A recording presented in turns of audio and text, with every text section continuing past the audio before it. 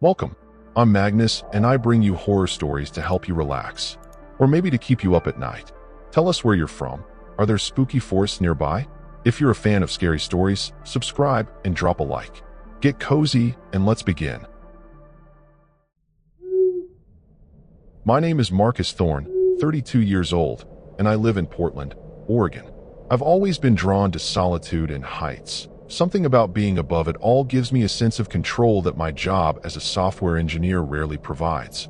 That's why when my friend Eliza suggested we explore abandoned fire lookout towers in the Trinity Alps wilderness of Northern California, I jumped at the opportunity.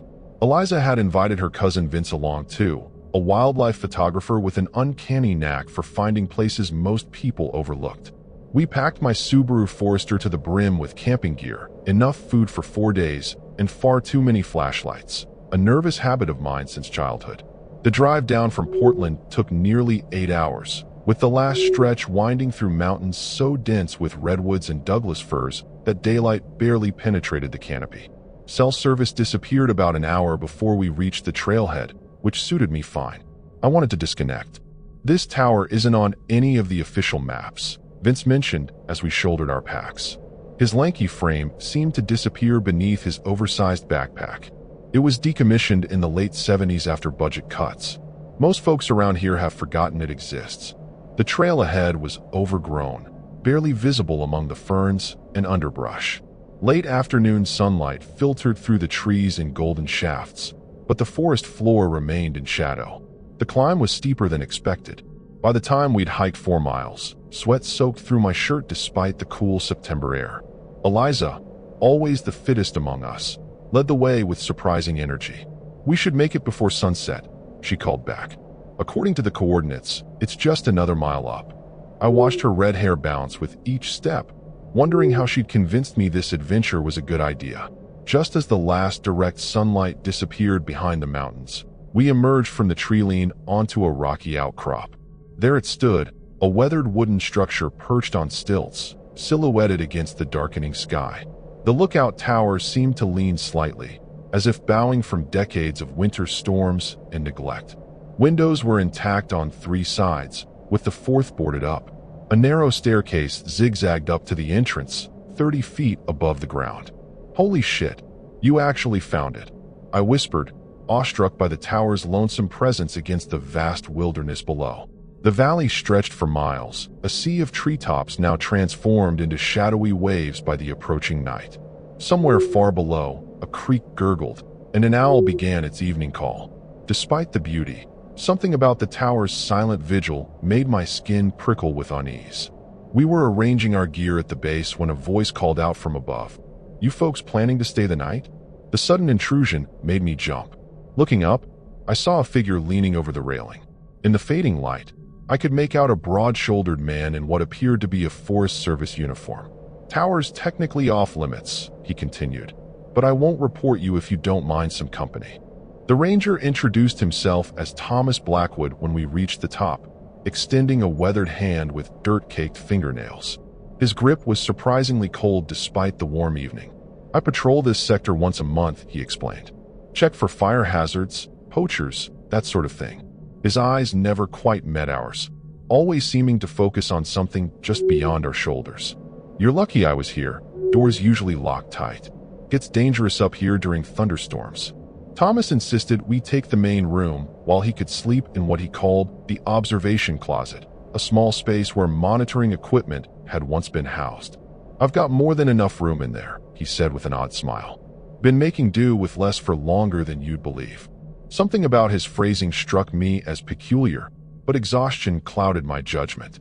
As we unrolled our sleeping bags on the dusty wooden floor, I noticed that despite claiming to be on patrol, Thomas carried no pack, no water bottle, no radio, nothing you'd expect from someone working in such remote wilderness.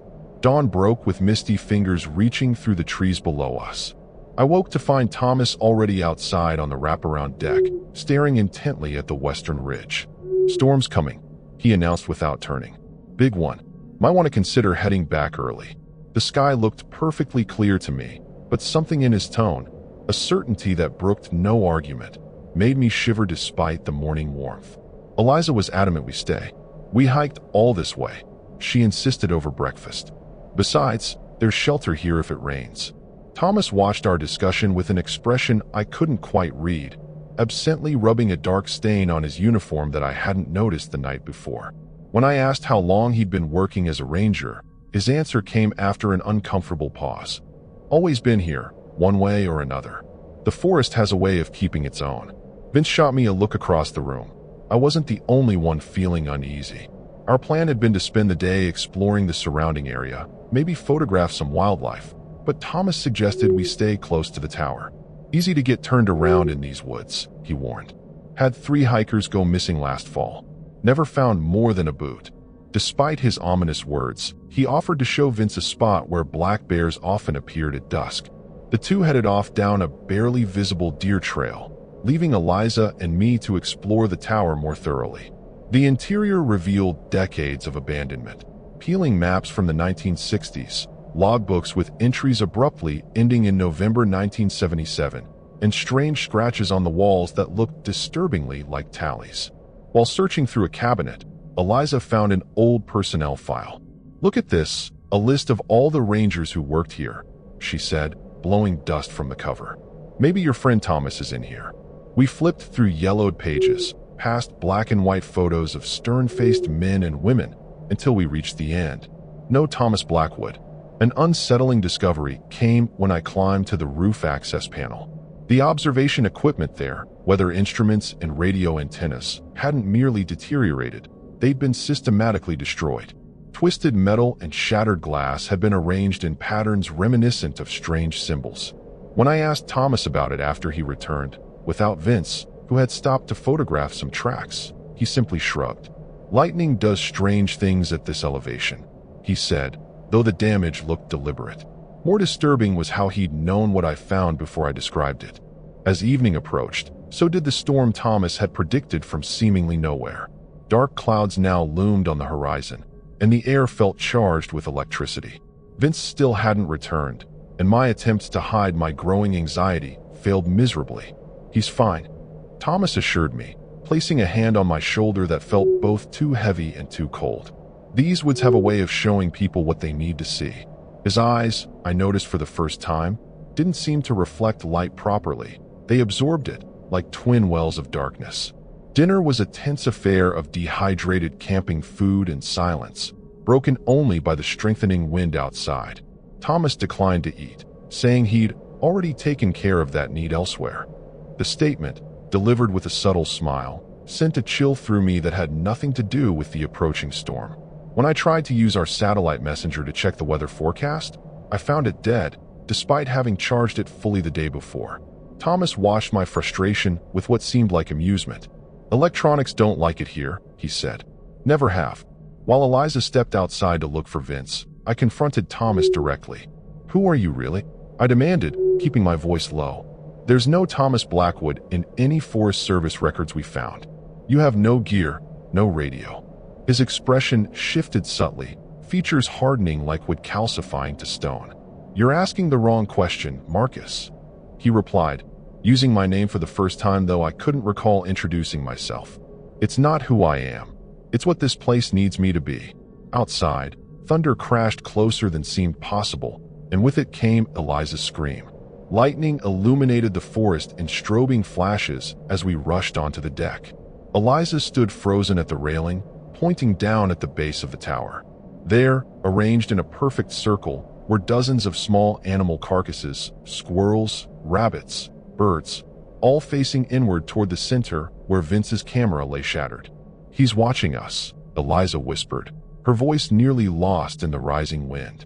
When I turned to ask Thomas what was happening, the space beside me was empty. He'd vanished as suddenly as he'd appeared. The storm hit with a fury that seemed personal, as if the mountains themselves had decided to purge us from their heights. Rain lashed horizontally against the windows while wind threatened to tear the entire structure from its foundation. Inside, Eliza and I frantically searched for any sign of Thomas or clues to Vince's whereabouts. The tower creaked and groaned around us, decades-old timbers protesting the assault of elements that seemed determined to reclaim it. "The personnel records," Eliza shouted over the howling wind. Check the date of the last entry again. I fumbled through the file cabinet, finally extracting the logbook we'd found earlier. The final entry, barely legible in faded ink, contained words that made my blood freeze. Thomas refuses to leave. Says the tower won't let him. This will be my final report from Station 27. God help whoever finds this. It was dated November 17th, 1977, the day before the station was officially abandoned.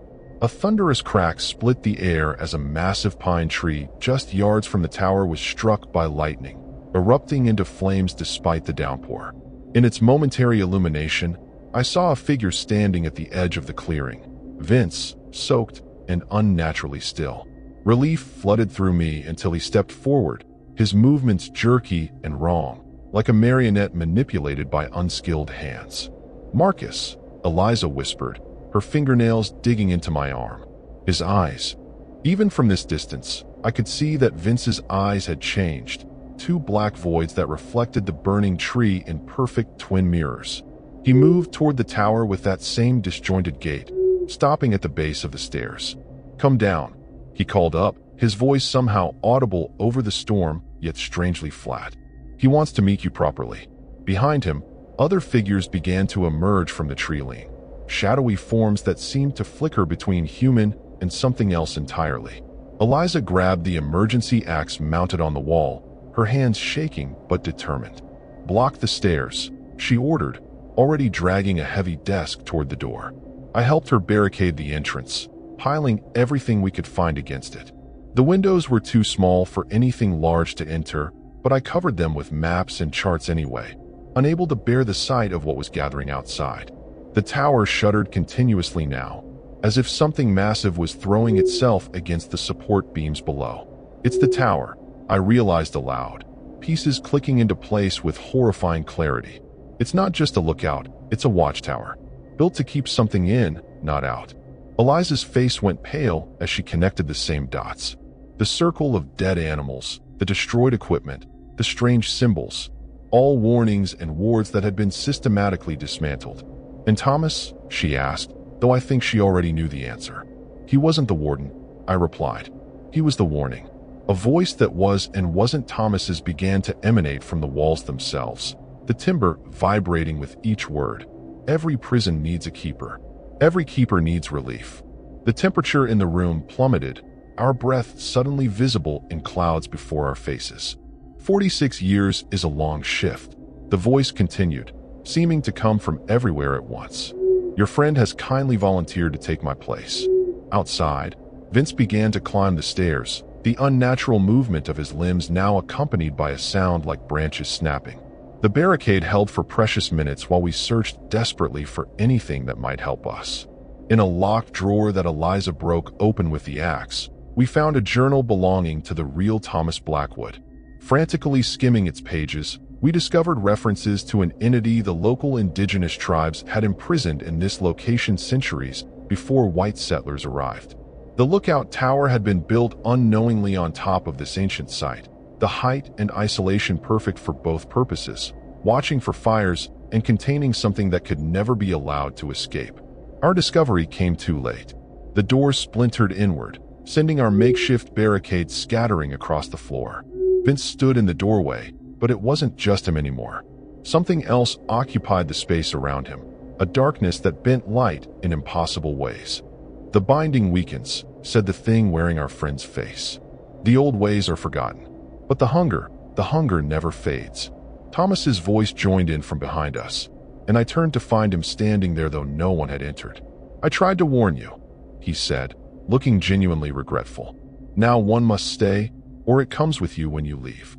The entity that had been contained for generations was free within the tower now, moving between Vince and Thomas like smoke, occasionally manifesting as something with too many angles and eyes that seemed to open in the very air around us. Eliza swung the axe when it approached her, the blade passing through darkness and striking sparks from the floor.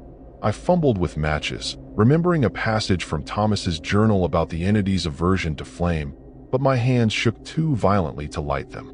In a moment of terrible clarity, I realized the thing was playing with us. It had been contained here for decades, possibly centuries, This was entertainment before feeding. The storm outside had reached a fever pitch, the entire tower swaying dangerously with each gust. Through a gap in the covered windows, I could see that the forest below was alive with movement. Not trees swaying in wind, but thousands of animals fleeing in the same direction, away from whatever was being unleashed here. Nature itself recognized the wrongness that we'd unwittingly set free. The roof, Eliza suddenly hissed, pulling me toward the access ladder. The journal mentioned symbols carved into the highest point, wards to contain it. The entity seemed to realize our intent immediately, the darkness coalescing between us and our escape route. Thomas, or what remained of him, lunged forward with impossible speed.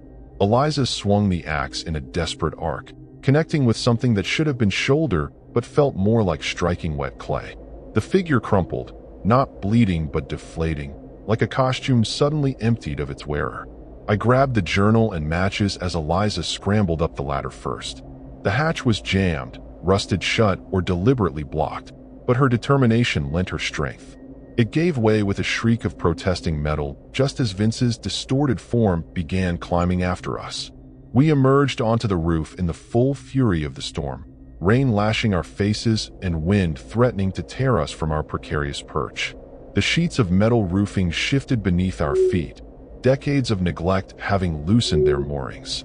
Lightning revealed what we sought, a circular pattern etched into the center of the roof, symbols unlike any language I recognized surrounding a central design that resembled an inverted tree. Parts had been deliberately damaged, scratched away by what must have been Thomas over the years of his imprisonment. "We need to complete it," I shouted over the storm, pointing to the journal where similar symbols were drawn. Eliza nodded grimly, already using the axe's blade to scratch into the metal. The hatch behind us burst open, darkness spilling out like oil. It wasn't just Vince now. Thomas had rejoined the entity, both their forms melting and reforming in a continuous, nauseating flux. "You cannot repair what you don't understand," the merged voices taunted. A tendril of shadow lashed out, wrapping around Eliza's ankle and yanking her toward the edge. She screamed, the axe clattering away across the roof. I lunged for her, catching her wrist just as she slid over the edge. With one hand gripping Eliza and the other clutching the central support pole, I watched in horror as the darkness flowed toward us.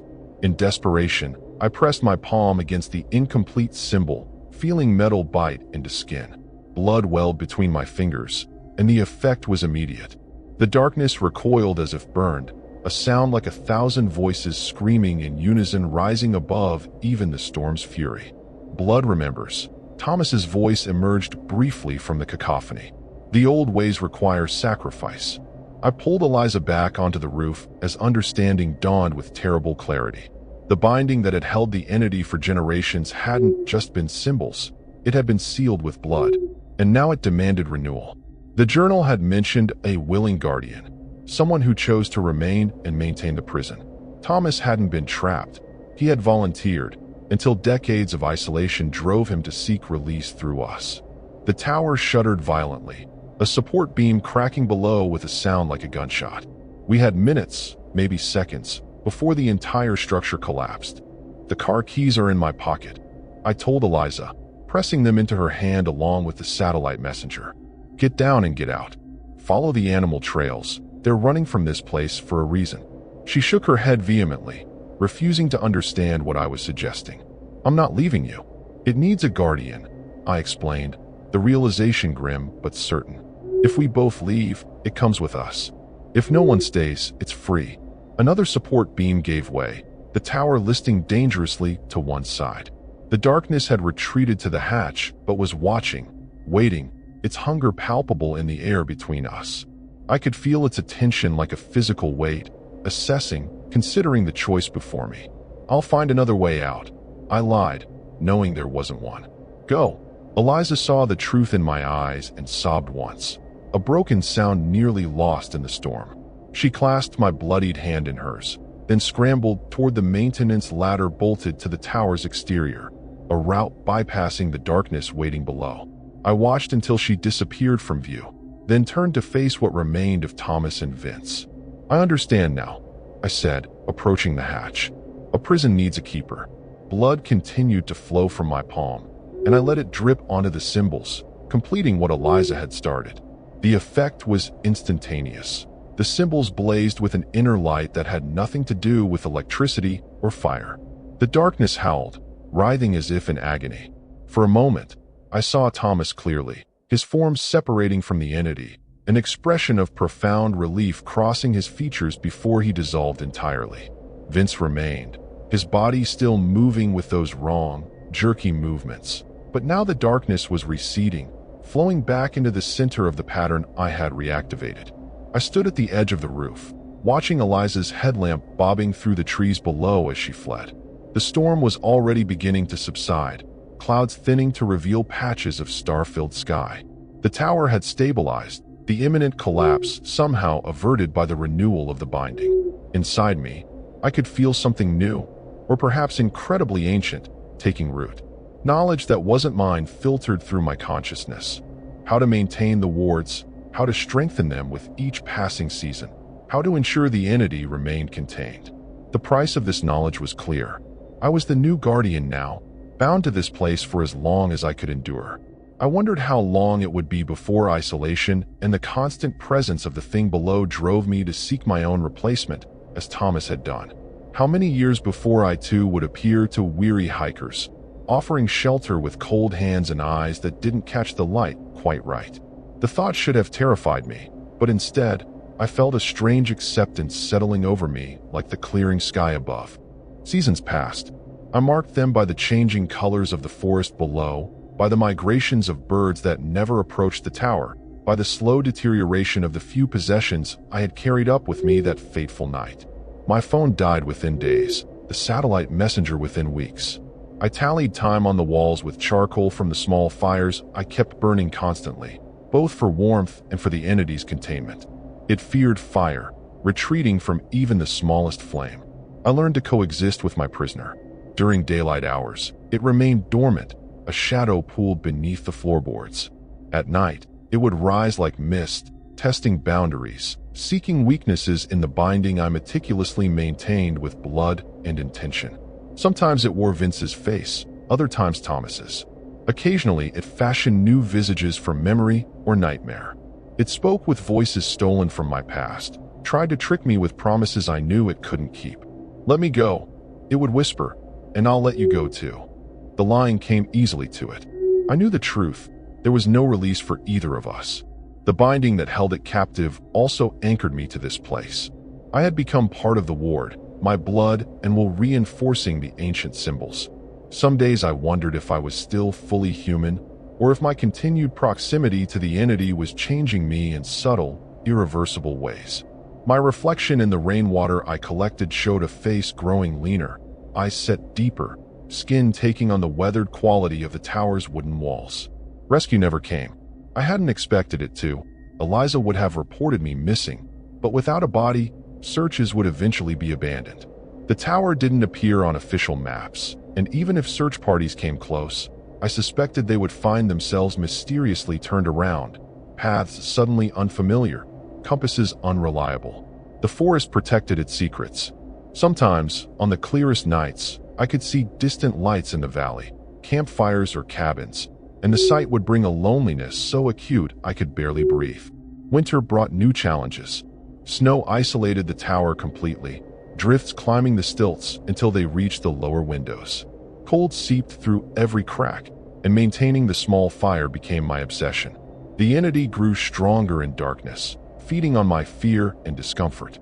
One night, during a blizzard that shrieked around the tower like a living thing, I awoke to find frost forming in the shape of handprints around my throat. I spent the remainder of that night huddled beside the dying embers, knife in hand, reciting the words of binding I had learned from Thomas's journal until dawn broke. Spring's arrival should have been a relief, but with the thawing snow came a new development: hikers. I watched from my perch as they established camp at the base of the ridge, 3 tents pitched in a small clearing. I knew with terrible certainty what would happen if they found the tower, if they encountered the entity still hungry from the long winter. The binding held it here, but its influence could reach beyond, drawing curious minds, suggesting exploration of overgrown paths. I had witnessed how it could call to wildlife, arranging their bodies in ritual patterns. Humans would be far more receptive to its silent summons. I did what I had to do. That night, wearing Vince's form which it had preserved with disturbing accuracy, the entity watched impassively as I descended the tower for the first time in months. My legs, weak from confinement, nearly buckled beneath me. I moved through the forest like a ghost, dismantling tent stakes, creating noises just beyond the edge of their camp, mimicking animal calls that would be recognized as threats. By morning, they were gone, hiking quickly back toward civilization, convinced the area was unsafe. They had no idea how right they were. Summer brought suffocating heat and forest fires that burned dangerously close. The entity grew agitated as flames threatened its prison, while I found myself oddly calm. Perhaps death by fire would be a release for both of us, a cleansing of whatever ancient wrong had necessitated this prison in the first place. But the winds shifted, rain fell, and our shared purgatory continued. I noticed with detached interest that my hair had begun to fall out in clumps, while new growth appeared thicker, darker, like pine needles than human hair. The real horror came in autumn, 14 months after I had become guardian. I spotted a familiar figure climbing the ridge, Eliza, her red hair unmistakable even at a distance. She carried a heavy pack and moved with purposeful determination. I watched her approach with equal parts longing and dread. Had she come to free me? To join me? To replace me? The entity stirred beneath the floorboards, a ripple of anticipation moving through it like a current. It had been waiting for this, I realized. It had somehow called to her, using my presence as bait. I had a choice to make in those final moments as she drew closer to the tower. I could call out to her, warn her away, but the entity would use my voice to beckon instead. I could hide, but she would find the journal, the symbols, try to understand what had happened to me, and understanding would be her undoing. In the end, there was only one way to protect her. I took the axe, the same one she had left behind, and with methodical precision, began dismantling the stairs that led up to the tower's entrance. The entity screamed in fury, throwing itself against the binding as it realized my intent. By the time Eliza reached the base of the tower, no path remained to the door 30 feet above. She called my name, her voice carrying clearly in the still autumn air. I watched from the shadows of the interior as she circled the structure, searching for another way up. The entity pressed against me, trying to force words from my throat, but I had learned to resist its influence. Finally, as dusk approached, she left something at the base of the tower, a small package wrapped in waterproof material, and departed the way she had come, shoulders slumped in defeat. Only when I was certain she was gone did I allow myself to weep. The entity whispered that she would return, that her need to know my fate would draw her back. It suggested I rebuild the stairs, prepare a welcome. Instead, I reinforced the binding that night with more blood than usual, pressing my palm against the symbols until they glowed with renewed power. The package she left remained where it had fallen, and would remain there until weather and time eroded its contents, a tether to a world I could no longer be part of. I am the Watcher now, the keeper of an ancient prison housing an even more ancient prisoner. In time, perhaps decades from now, I will grow weary as Thomas did. I will appear to some unfortunate traveler, offering shelter from a storm that arrives too suddenly to be natural. I will speak with a voice that almost sounds human, extend a hand too cold to belong to the living. And the cycle will continue, as it has for centuries before me and will for centuries after I am gone. The tower remains. The binding holds. The forest keeps its secrets.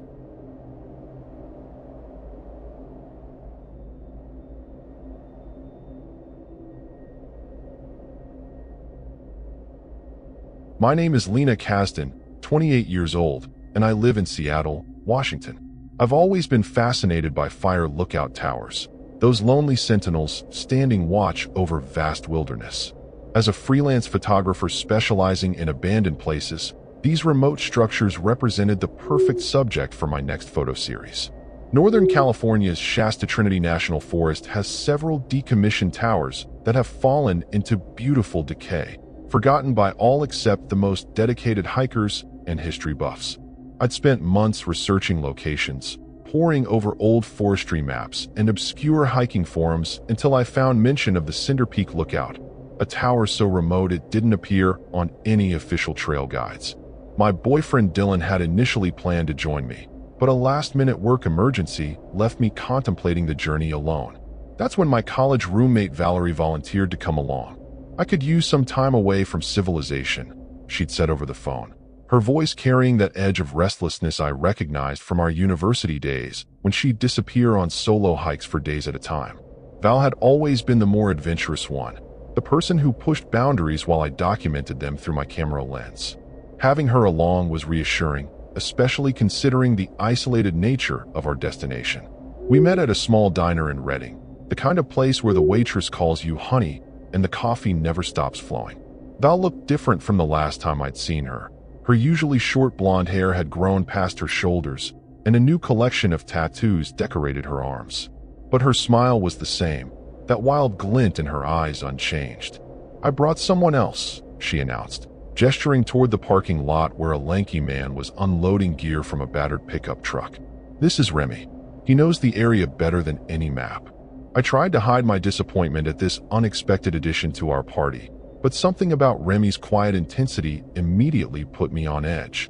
Remy Santiago had worked for the Forest Service for 15 years before differences in philosophy led to his departure. He spoke little about his past, offering information in terse sentences between long silences. "Cinder Peak isn't like the other towers," he explained as we drove his truck along increasingly narrow forest roads. "It was built on sacred land. The local tribes avoided it long before white settlers arrived." When I asked why, he merely shrugged, eyes fixed on the winding road ahead. "Some places don't want to be disturbed." Val shot me an excited look from the passenger seat. This was exactly the kind of mystique that fueled her fascination with hidden places. By late afternoon, we'd reached the end of anything resembling a road. The truck couldn't continue through the dense undergrowth, so we shouldered our packs and began hiking. The forest here felt different somehow, quieter than it should be, with none of the usual birdsong or rustling wildlife. Massive redwoods towered overhead, their canopies blocking most of the sunlight, creating a perpetual twilight on the forest floor. The trail was barely visible, marked occasionally by faded orange blazes on tree trunks and rock formations. Remy moved with confident precision, never hesitating at forks or overgrown sections. "I did my first season at Cinder Peak," he revealed. "Last ranger to man it before they shut the program down. We hiked for nearly 4 hours, the terrain growing steeper with each mile. My legs burned with the effort, lungs struggling in the thin mountain air." Val kept pace with Remy, the two of them developing a silent rapport that left me feeling oddly excluded. Occasionally I'd stop to photograph interesting fungi or the way light filtered through the trees, but mostly I focused on keeping up. When we finally emerged from the tree line into a small clearing, the tower came into view, a stark silhouette against the darkening sky.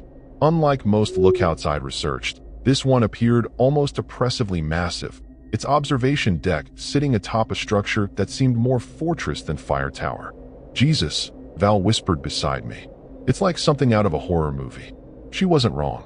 Where most lookout towers were utilitarian structures designed for visibility and function, Cinder Peak Lookout had an almost Gothic quality.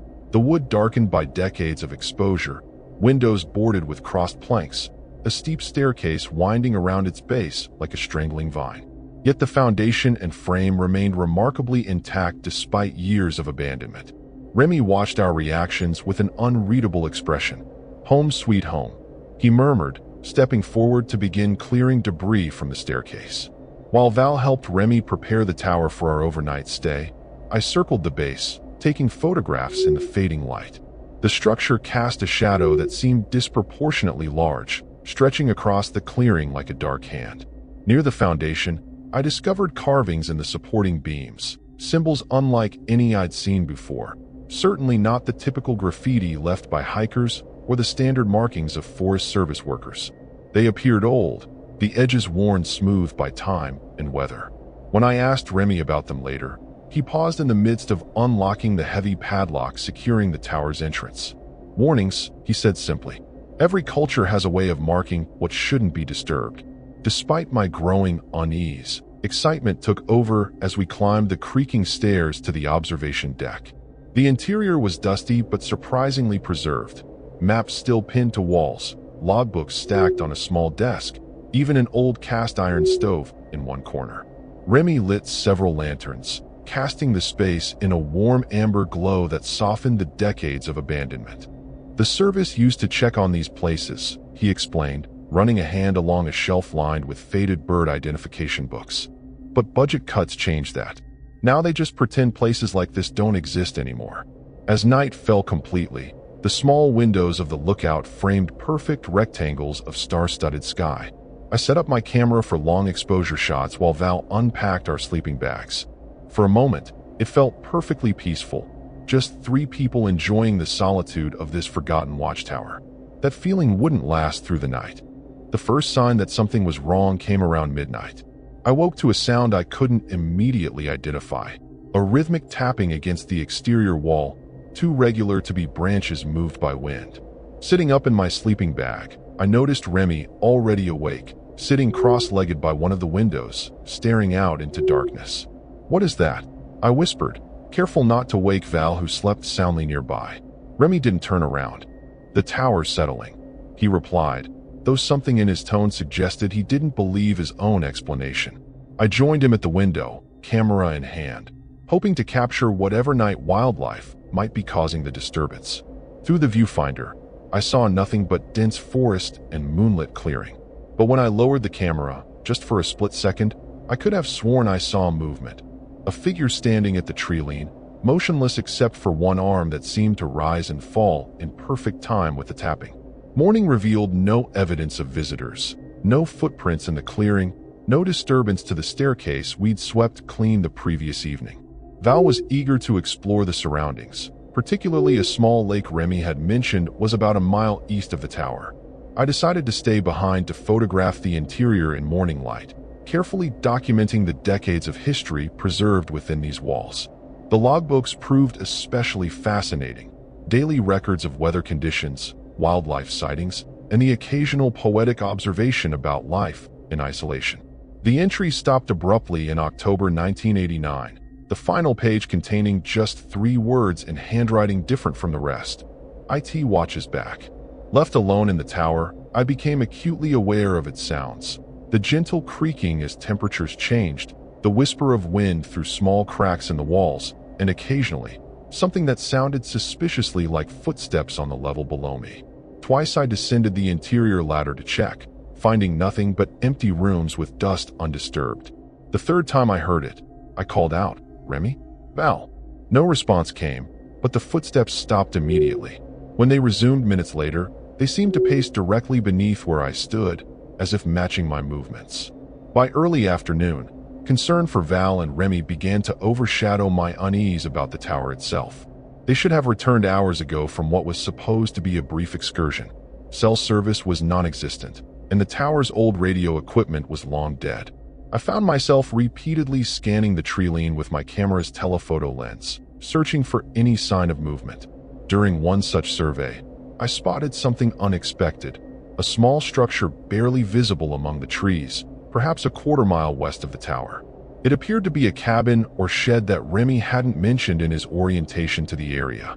Leaving a note detailing my destination, I locked the tower and descended into the forest.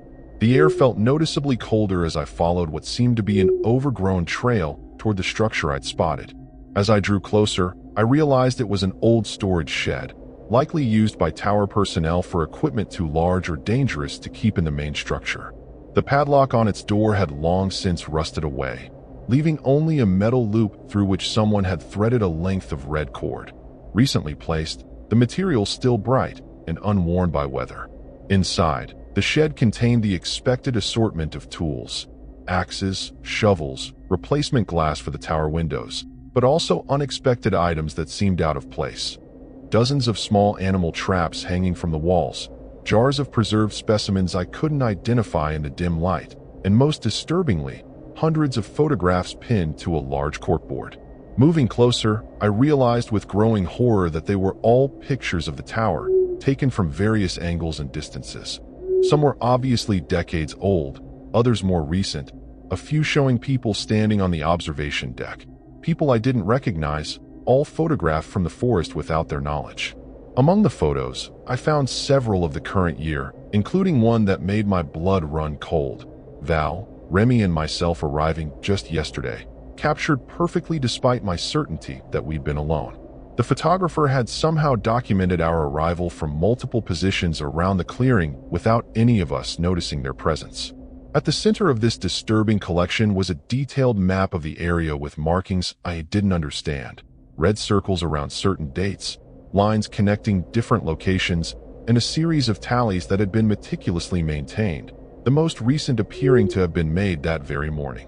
I was so engrossed in this discovery that I nearly missed the sound of the shed door closing behind me.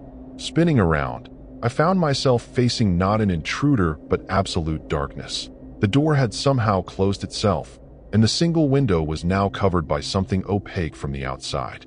My flashlight revealed no other exit, and pushing against the door proved futile. It felt as if something immensely heavy was pressed against it from the exterior.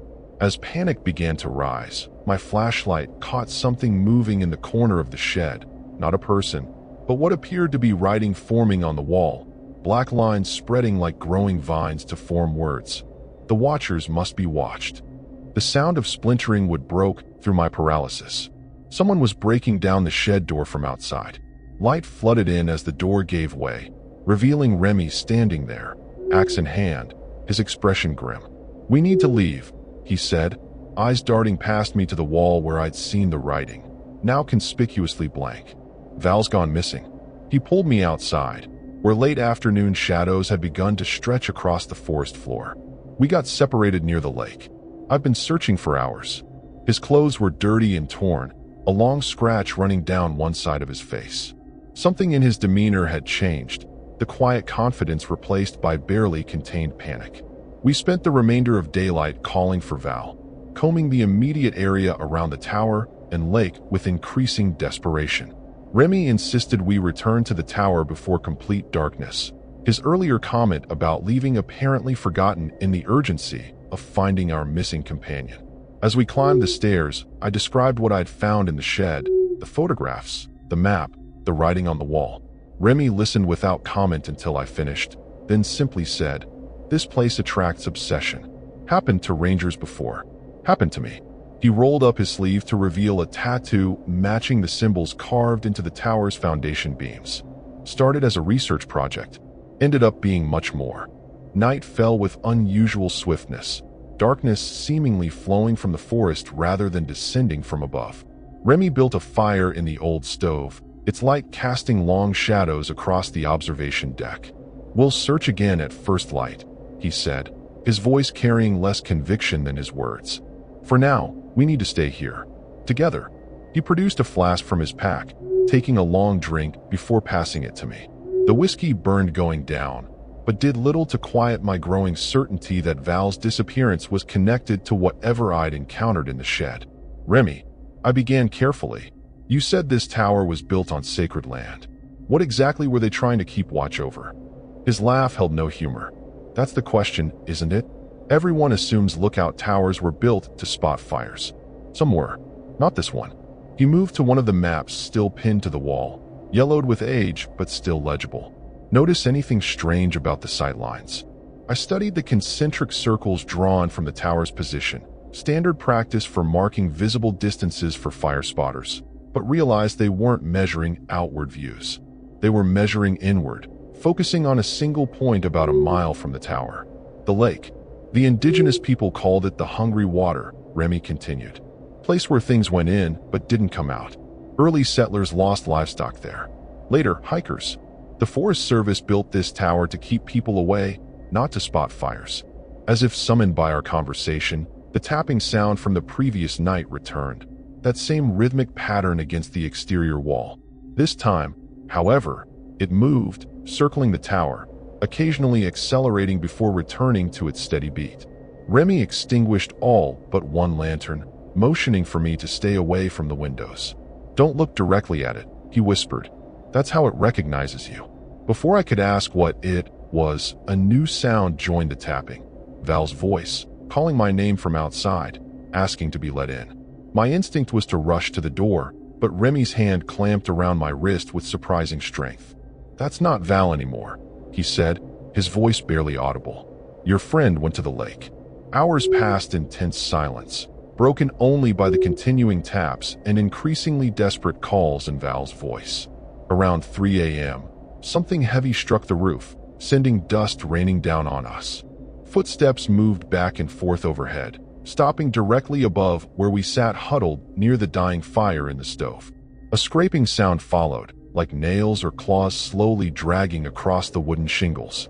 Then silence, so complete it felt artificial, as if all ambient forest noise had been suddenly extracted from the world. Remy's face had gone pale, his eyes fixed on the ceiling. It's never come this close before, he whispered. Not since '89. The quiet lasted until dawn broke, a muted gray light seeping through the windows to reveal the tower's interior unchanged, yet somehow different. The air felt thicker, the dust motes hanging suspended as if time itself had slowed. Remy had fallen into an uneasy sleep, his back propped against the wall, fingers still wrapped around the handle of a hunting knife. I moved quietly to the eastern window, camera ready to document whatever evidence might remain from our nocturnal visitor. What I saw through the viewfinder made me gasp. The entire clearing surrounding the tower was covered in perfect circles, hundreds of them, pressed into the dewy grass as if made by invisible feet walking in endless, concentric patterns around our perch. Remy wouldn't look at the circles when I woke him, refused even to approach the windows. Instead, he retrieved the tower's logbook I'd been examining the previous day, flipping to entries I hadn't reached yet.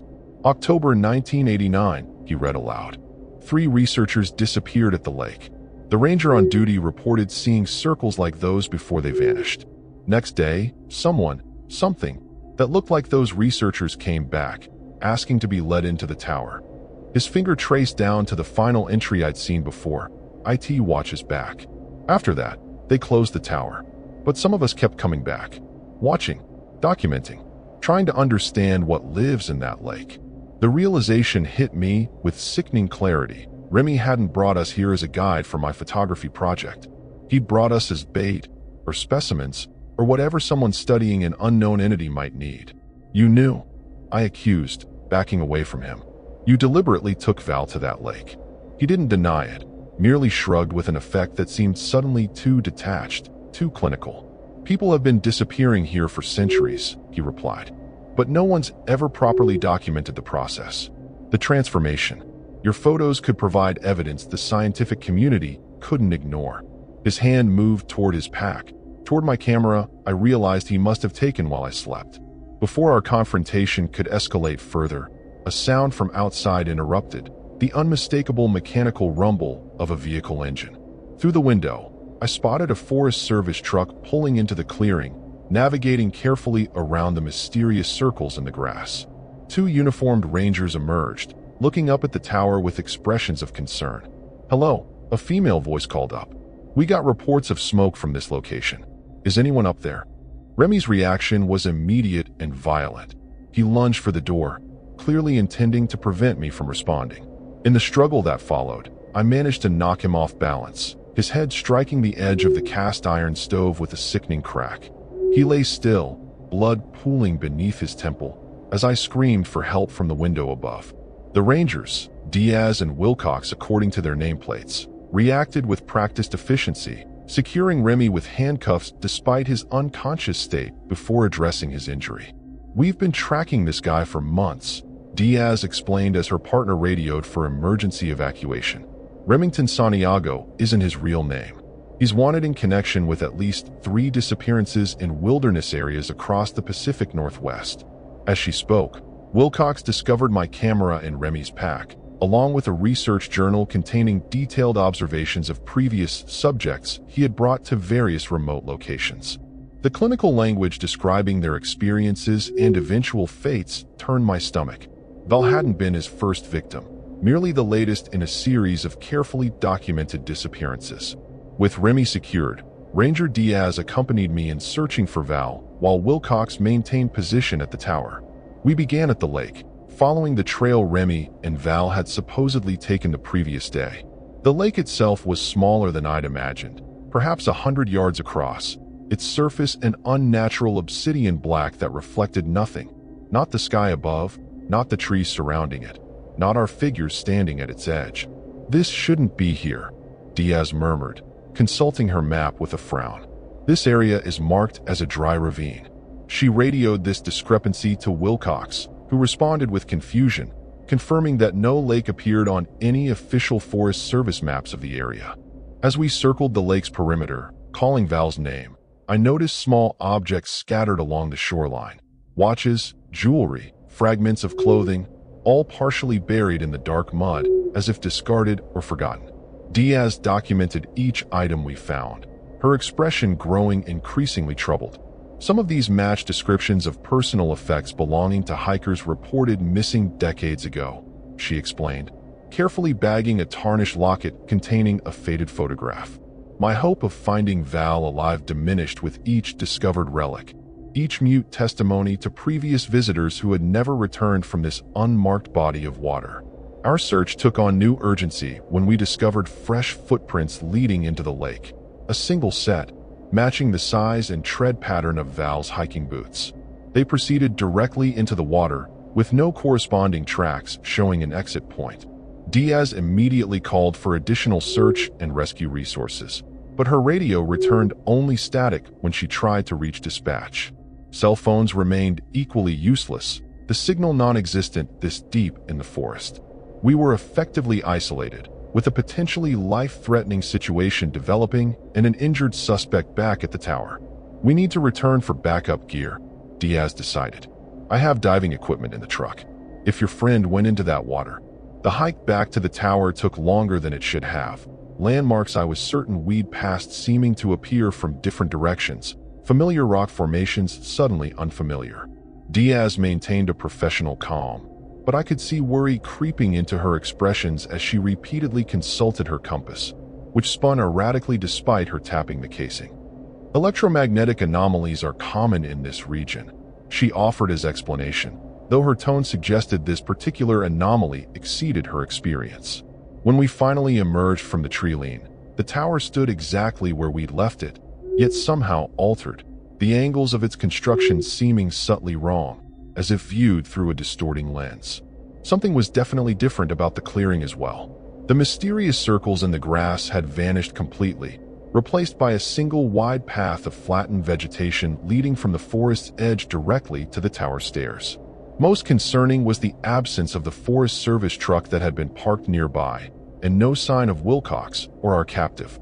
"Stay close," Diaz instructed, drawing her sidearm as we approached the tower. The door at the base stood wide open, the heavy padlock lying broken on the ground beside it. Inside, evidence of struggle was immediately apparent. Furniture overturned, blood smears on the floor and walls, Wilcox's radio lying crushed beneath an overturned chair. We ascended cautiously to the observation deck, where we'd left Remy handcuffed and unconscious under Wilcox's supervision.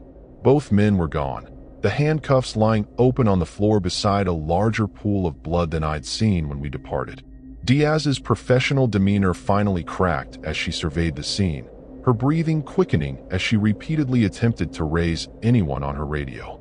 "This isn't possible," she muttered, more to herself than to me. "Wilcox is a 20-year veteran. He wouldn't have released the suspect. He wouldn't have left without authorization." Her gaze fell on something I hadn't noticed. Words smeared in blood across one wall. "The water wants the watcher." Night was approaching rapidly, darkness gathering beneath the trees surrounding the tower. Diaz made the decision to barricade ourselves inside rather than risk hiking out in darkness, especially given the navigational difficulties we'd already experienced in daylight. We secured the door and windows as best we could, using furniture and equipment to block potential entry points. Diaz maintained regular radio calls despite receiving no response, precisely logging our situation and location as protocol demanded. I could see her struggling to fit what was happening into a framework her training had prepared her for: missing persons, injured colleague, evidence of foul play, while avoiding the increasingly obvious conclusion that something beyond standard explanation was occurring.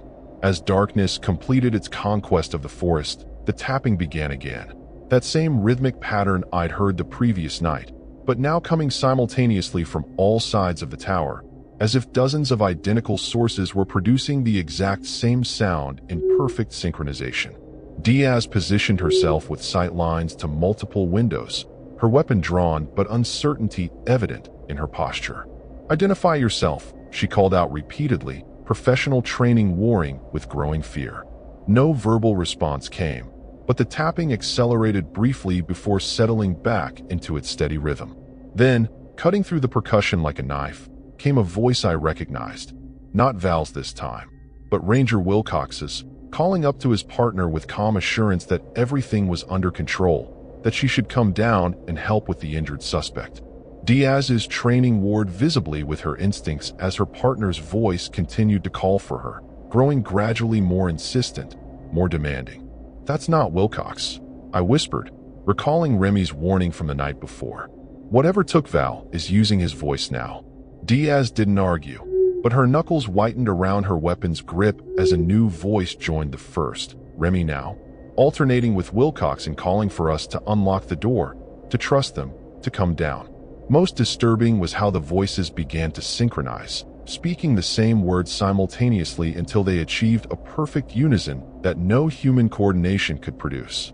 Then, as if reaching the end of a program, both voices abruptly stopped, replaced by Val's, not calling my name as before, but laughing, a sound so divorced from her normal laughter that it raised goosebumps along my arms.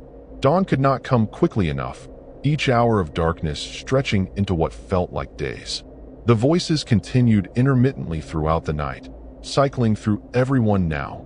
Val, Wilcox, Remy, even perfect imitations of Diaz and myself, sometimes in conversation with each other, discussing our inevitable capture. The tapping never ceased, a constant percussion accompanying the vocal performance outside.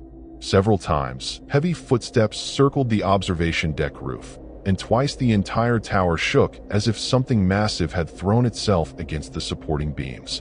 Diaz and I maintained a rotation of watch shifts, though neither of us managed any meaningful rest during our designated downtimes. First light revealed a clearing transformed once again, now empty of both the circles from yesterday and the flattened path we'd seen upon our return. The Forest Service truck remained absent, no sign of Wilcox or Remy visible from any window. Most unnerving was what we could see at the forest's edge. Dozens of dark figures standing motionless just within the tree line, too distant to identify clearly, but unmistakably watching the tower. When Diaz raised her binoculars for a better look, she nearly dropped them after only a second's observation. "They're not right," she whispered, hands shaking as she passed the binoculars to me. Through the magnified lenses, I could see what had disturbed her. The figures appeared human in general outline, but wrong in execution, as if something had constructed approximate human forms without fully understanding the details of anatomy or movement. Diaz's training reasserted itself as she formulated a plan. We would attempt to reach her patrol location several miles away, where her absence would eventually trigger a search. The most direct route would take us past the lake, but given what we'd seen, she proposed a wider detour that would add hours but potentially avoid whatever waited in the forest. We gathered what supplies we could carry, Diaz arming me with a flare gun from her emergency kit. "Last resort only," she instructed. "If we get separated, fire straight up. It might not bring help, but it'll mark your position for me." She didn't need to articulate the obvious. That separation would likely mean one of us had been taken. We descended from the tower cautiously, Diaz leading with her weapon drawn. The figures at the forest edge remained motionless as we crossed the clearing, neither retreating nor approaching as we gave them the widest berth possible. Once we entered the trees on the opposite side, Diaz set a brisk pace, constantly checking her compass despite its continued unreliability. I noticed she was navigating primarily by the sun's position and physical landmarks, marking our path by breaking small branches in a pattern that would be recognizable if we needed to backtrack. Her methodical approach brought some comfort, a framework of rationality against the growing sense that we had stepped beyond the boundaries of the explicable. An hour into our journey, we became aware of being followed.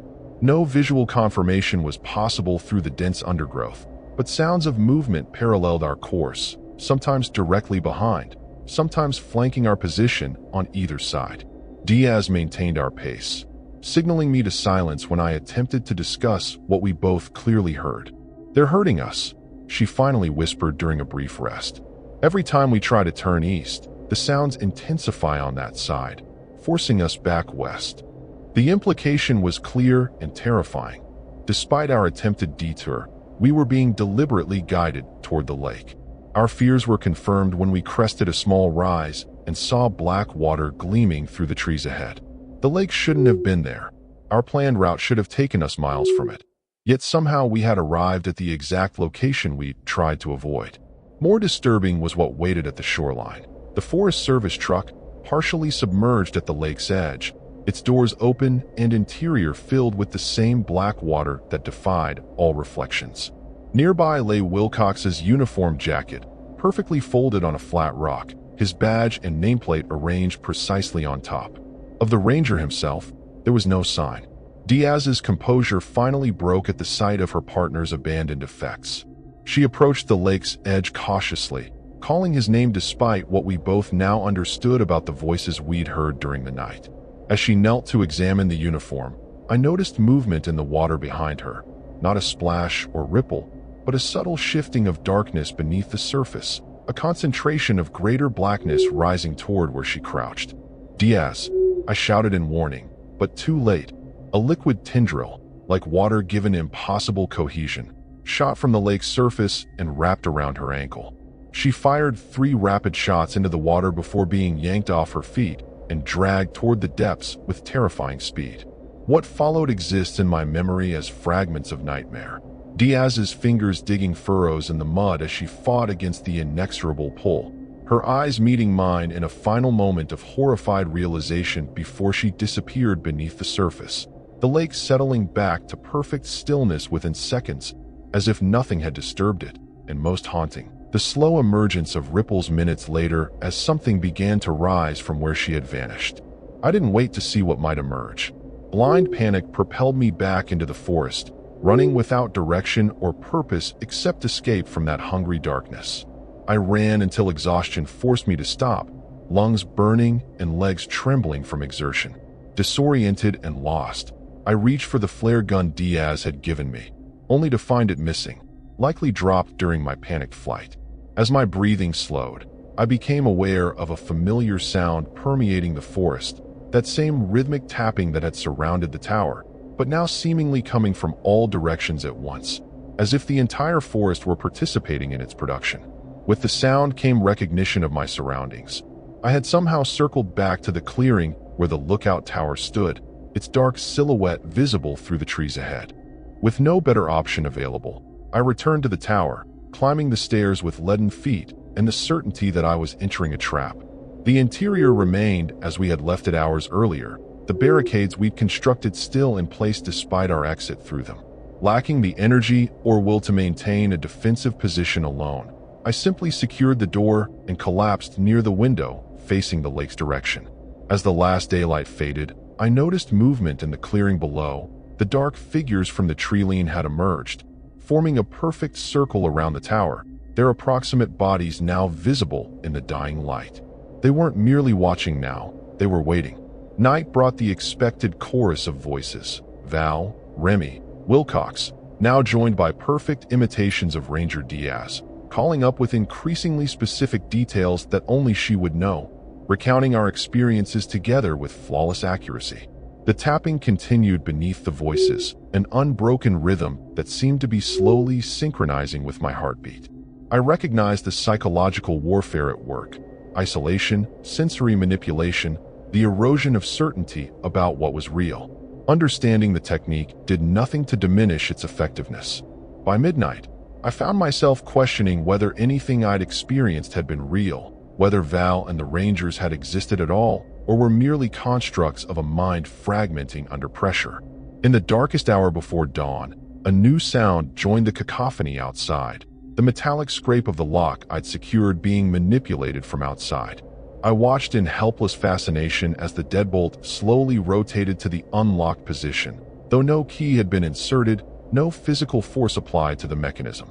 The door swung open to reveal Val standing on the threshold, her appearance unmarked by whatever she had experienced since her disappearance, her smile familiar and warm as she extended her hand toward me. "It's time to see the lake properly," she said, her voice perfectly normal except for the subtle undertone of dozens of other voices speaking the same words simultaneously beneath hers. Everyone is waiting. Everyone has always been waiting. I wish I could report that I resisted, that some final reserve of courage or rationality kept me from taking her offered hand. The truth is simpler and harder to reconcile with the person I believe myself to be.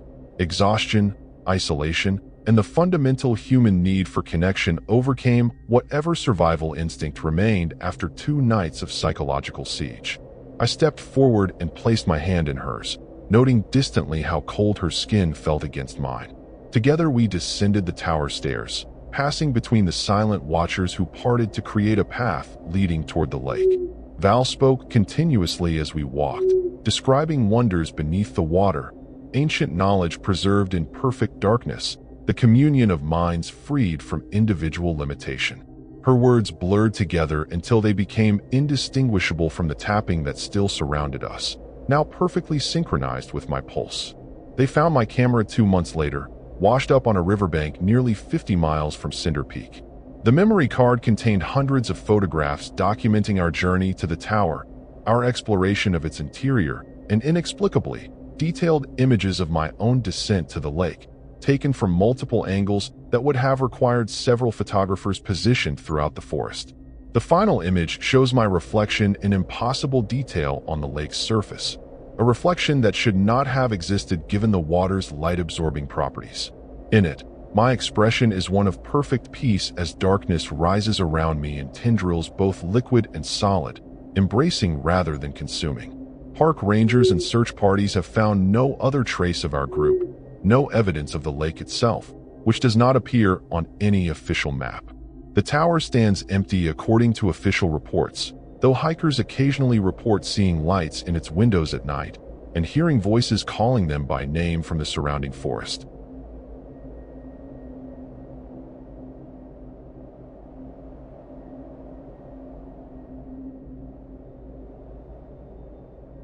I'm Elias Whitaker, 32 years old, and I live in Portland, Oregon. My buddies, Nora Calloway and Theo Vance, convinced me for this camping trip in Northern California's Shasta Trinity National Forest. We're headed to an abandoned fire lookout tower Nora found online, perched high in the mountains. I'm not big on camping, but Theo's got this infectious enthusiasm, and Nora's always chasing some thrill. The drive down in my beat-up Jeep feels like a pilgrimage to nowhere, winding through redwoods that block out the sun. We're hauling sleeping bags, canned food, and a cheap lantern. The tower's supposed to be a relic, no power, just views for days. I'm already regretting not checking the weather. Nora's in the passenger seat, scrolling through her phone, muttering about how the tower's got vibes. She's 28, a freelance photographer with a knack for finding creepy places. Theo, sprawled in the back, is 30, a mechanic who thinks every trip's an adventure. He's humming some old rock tune, oblivious to the world. I glance at the GPS, 2 hours left. The forest feels endless, like it's swallowing us whole. I joke about getting lost, but Nora just smirks. That's the point, Elias, she says. I roll my eyes, but there's a weird knot in my gut already, like something's watching. We stop at a gas station in some nowhere town called Burnt Ranch. The clerk, an old guy with a face like cracked leather, warns us about the tower. Folks don't stay long up there, he mumbles, ringing up my coffee. I laugh it off, but his eyes linger on me, and it's unsettling. Back in the Jeep, Theo's already cracking open a beer, saying we'll be fine. Nora's got her camera out, snapping pics of the misty road. I'm just focused on not missing the turnoff. The air's getting colder, and the trees are closing in tighter. The dirt road to the tower is a nightmare, all ruts and rocks. My Jeep's suspension groans like it's begging for mercy. Nora's telling stories about ghost towns she's shot, trying to spook Theo, but he's just laughing. I'm half listening, scanning the woods for the tower. It's supposed to be a steel skeleton, 50 feet up, with a tiny cabin on top. Sounds cool, but the isolation's already hitting me. No cell service, no Wi-Fi, just us and whatever's out there. I shake off the thought, but it's sticky, like damp clothes.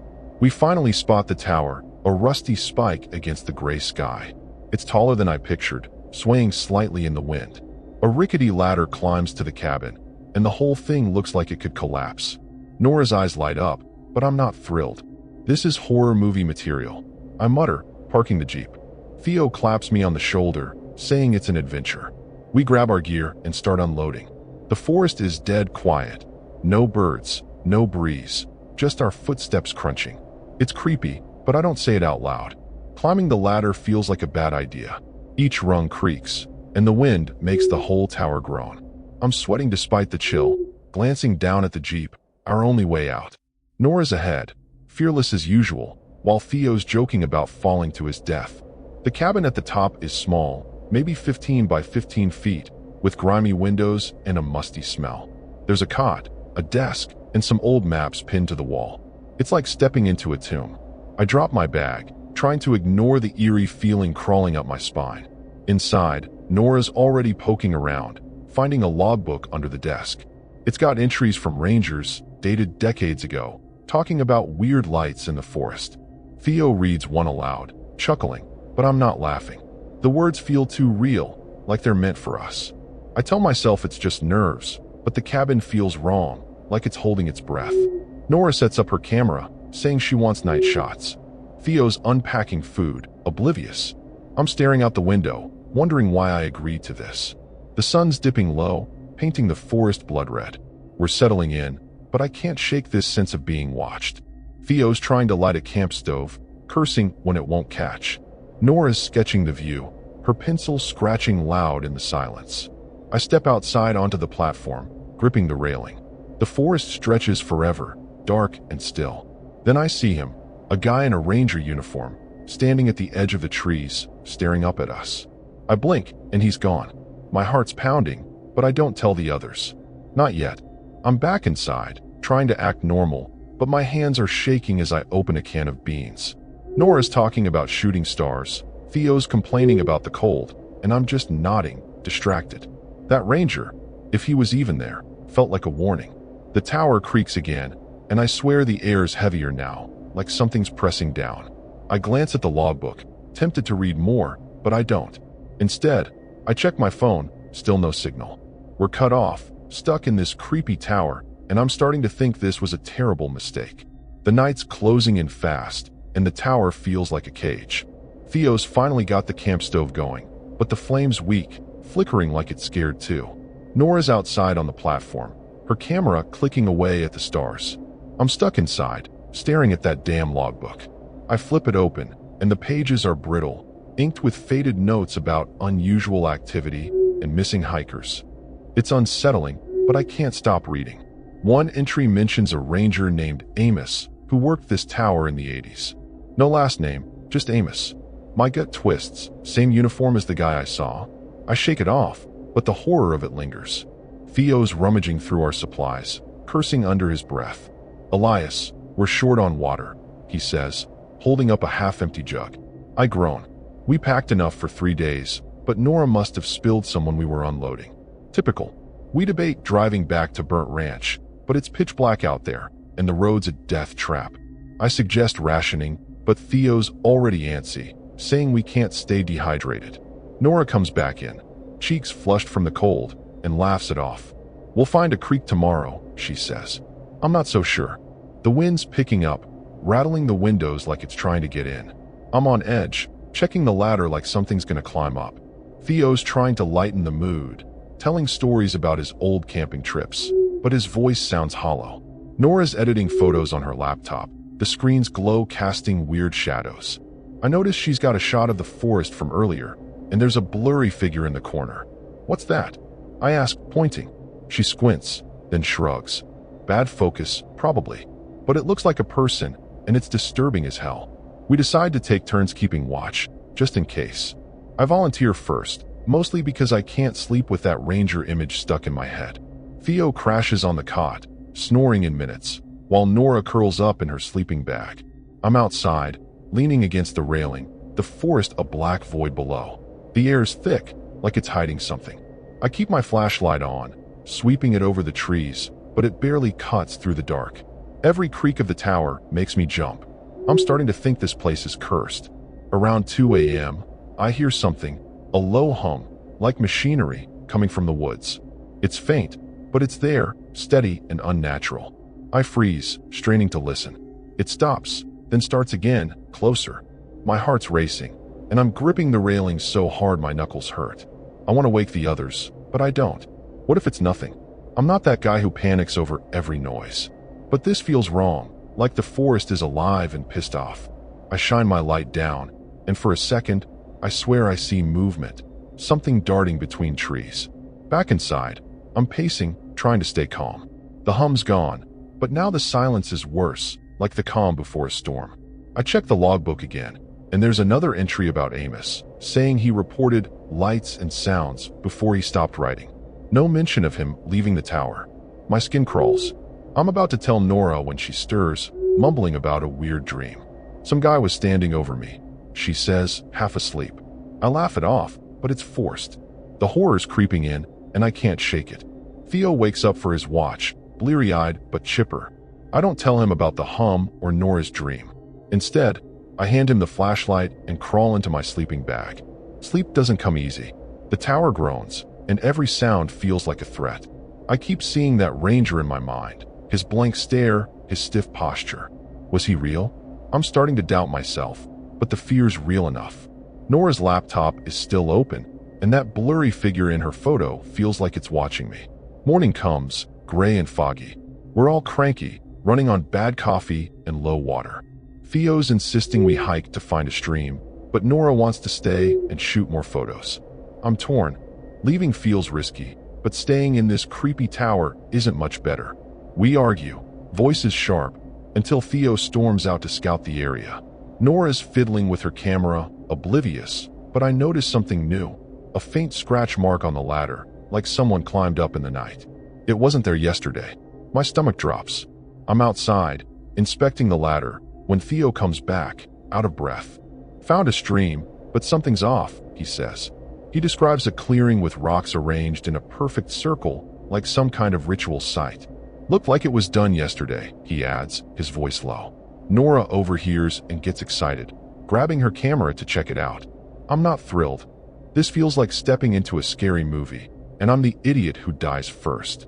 But we're low on water, and we can't stay here forever. I grab my knife, just in case, and we head out, the tower looming behind us.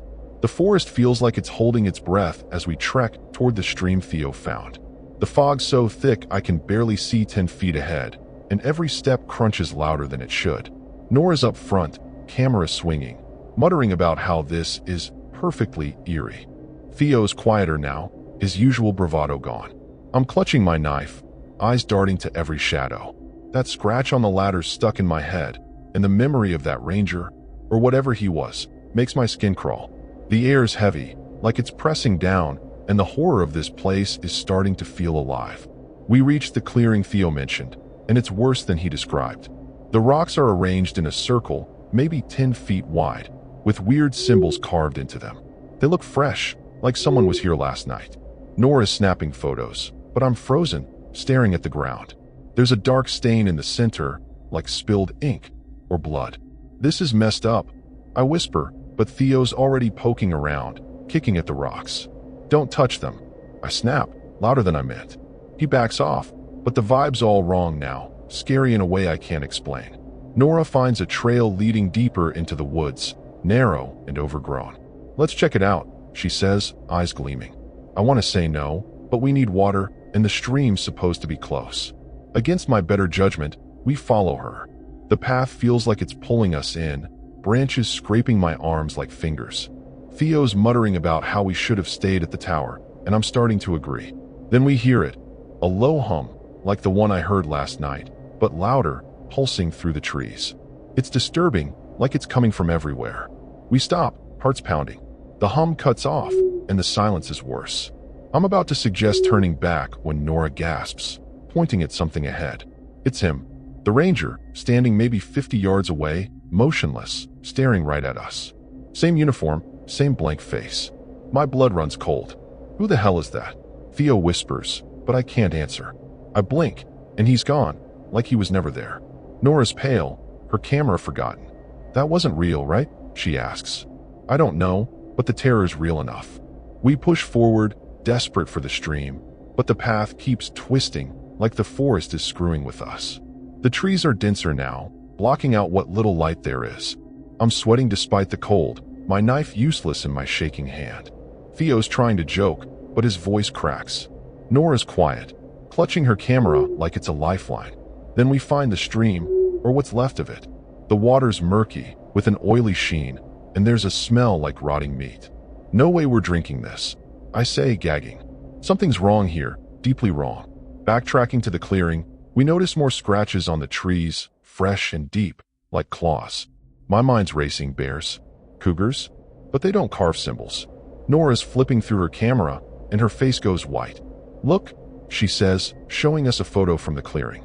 The ranger's in it, standing just outside the rock circle, but we didn't see him when she took the shot. My stomach lurches. This is some horror movie shit, Theo mutters, and for once, I agree. We need to get back to the tower, now? The hike back feels longer, like the forest is stretching itself out. The hum starts again, louder, vibrating in my chest. I'm jumping at every snap of a twig, expecting that ranger to pop up. Theo's muttering about how he's never camping again, and Nora's not arguing. We're almost at the tower when we see it, smoke, thin and gray, curling up from the direction of our jeep. My heart sinks. That's not good, I say, breaking into a run. The others follow, but the dread's heavy, like we're running towards something worse. The jeep's a mess, tires slashed, windows cracked, and the hood's up, wires dangling. Someone, or something, tore it apart. The smoke's coming from a smoldering pile of our spare clothes nearby. What the fuck? Theo yells, kicking the dirt. Nora's just staring, her camera shaking in her hands. I'm scanning the trees, half expecting that ranger to step out. The tower looms above us, no longer a safe haven, but a trap. We're stranded, and the scary truth is sinking in. We're not alone out here. I grab the logbook from my bag, desperate for answers. The entries about Amos are more frantic as I read on, talking about figures in the dark and things that shouldn't be. The last one just says, "They're here." My hands are trembling as I show it to Theo and Nora. We need to stick together, I say, but my voice sounds weak. The forest is watching, and the horror's no longer just in my head. Something's out there, and it's coming for us. The jeep's wrecked, our lifeline gone, and the forest feels like it's closing in. I'm gripping the logbook, heart hammering, as Theo paces, cursing whoever did this. Nora's still staring at her camera, that photo of the ranger burning into my brain. We can't stay here, I say, voice shaky. The tower's no sanctuary anymore. It's a horror show waiting to happen. We decide to hike out, find the main road, maybe flag someone down. It's a long shot, but sitting here feels like waiting to die. We grab what we can, flashlights, my knife, a few granola bars, and start moving, the tower's shadow looming behind us.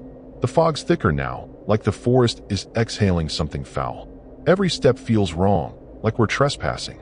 Theo's leading, using his phone's compass, but it's spinning wildly, no signal to guide us.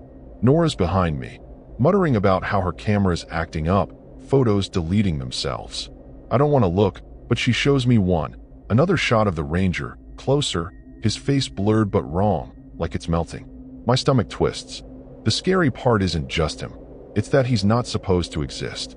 I tell her to put the camera away, but she's obsessed, snapping more pics. We hear the hum again, louder, like it's chasing us. It's coming from all directions, vibrating in my bones. Theo stops, pointing at fresh scratches on a tree, higher than any animal could reach. "This is fucked," he whispers, and I nod, gripping my knife tighter. Nora's trying to stay calm, but her hands are shaking. We push forward, branches snapping underfoot, but the path feels wrong, like it's looping. I swear we passed that gnarled oak before. The forest is playing tricks, and the terror's sinking deeper, like a weight I can't shake. A scream cuts through the fog, human, raw, and close. We freeze, eyes wide. It's not one of us. Theo's ready to bolt toward it, thinking someone's hurt, but I grab his arm. "Could be a trap," I hiss. Nora's pale, nodding, but Theo's stubborn, saying we can't just ignore it. We compromise, moving cautiously toward the sound. The hum gets louder, almost deafening, and then stops dead. In the silence, we see it, a figure in the distance, ranger uniform, standing still. My heart's in my throat. He doesn't move, but I feel his eyes on us. We turn and run, no discussion needed. Branches claw at my face, and Nora's gasping behind me. Theo's ahead, shouting to keep up. The forest feels alive, roots tripping us, like it wants us to stay. I glance back, and the ranger's closer, gliding through the fog without a sound. It's not human, it can't be. The horror's real now, a life or death chase. My lungs burn, but I keep running, the others right behind me. We need to find the road, or we're done for. We stumble into a clearing, and for a second, I think we're safe. Then I see the rocks, another circle, just like the one by the stream, symbols glowing faintly in the dark. Nora's camera flashes, catching something moving fast around us, too quick to see. Stop taking pictures. I yell, but she's frozen, clicking away. Theo's trying to drag her, but she won't budge. The hum's back, shaking the ground, and the air's thick with that rotting smell. I grab Nora's arm, pulling her toward the trees, but the ranger's there again, blocking our path. I swing my knife, more out of panic than bravery, but it's like cutting air. He's gone, then back, closer, his face a smear of shadows. Theo's screaming at us to move, and we bolt, crashing through underbrush. The road's got to be close. We saw signs yesterday, right? My mind's racing, but hope's fading. The forest feels like it's swallowing us, and the disturbing truth hits. We might not make it out. Nora's sobbing now, and Theo's voice is hoarse, urging us on. I'm running on fumes, but stopping isn't an option. We find a dirt path, maybe the one to the main road. It's faint, but it's something. The hum's quieter now, but the ranger's still out there. I feel it. My flashlight's dying, flickering with every step. Theo's ahead, shouting that he sees pavement, but I'm not sure I trust it. Nora's tripping, her camera dangling uselessly. I'm about to tell her to ditch it when we hear footsteps, heavy, deliberate, right behind us. My blood runs cold. We're so close, but the terror's not letting go. The footsteps stop, and I risk a look back. Nothing but fog and trees, but the air's wrong, like it's charged with something evil. Theo's waving us forward, saying the road's just ahead. I want to believe him, but my gut's screaming this is a trap. Nora's whispering about the ranger, saying she saw him in her last photo, standing right behind me.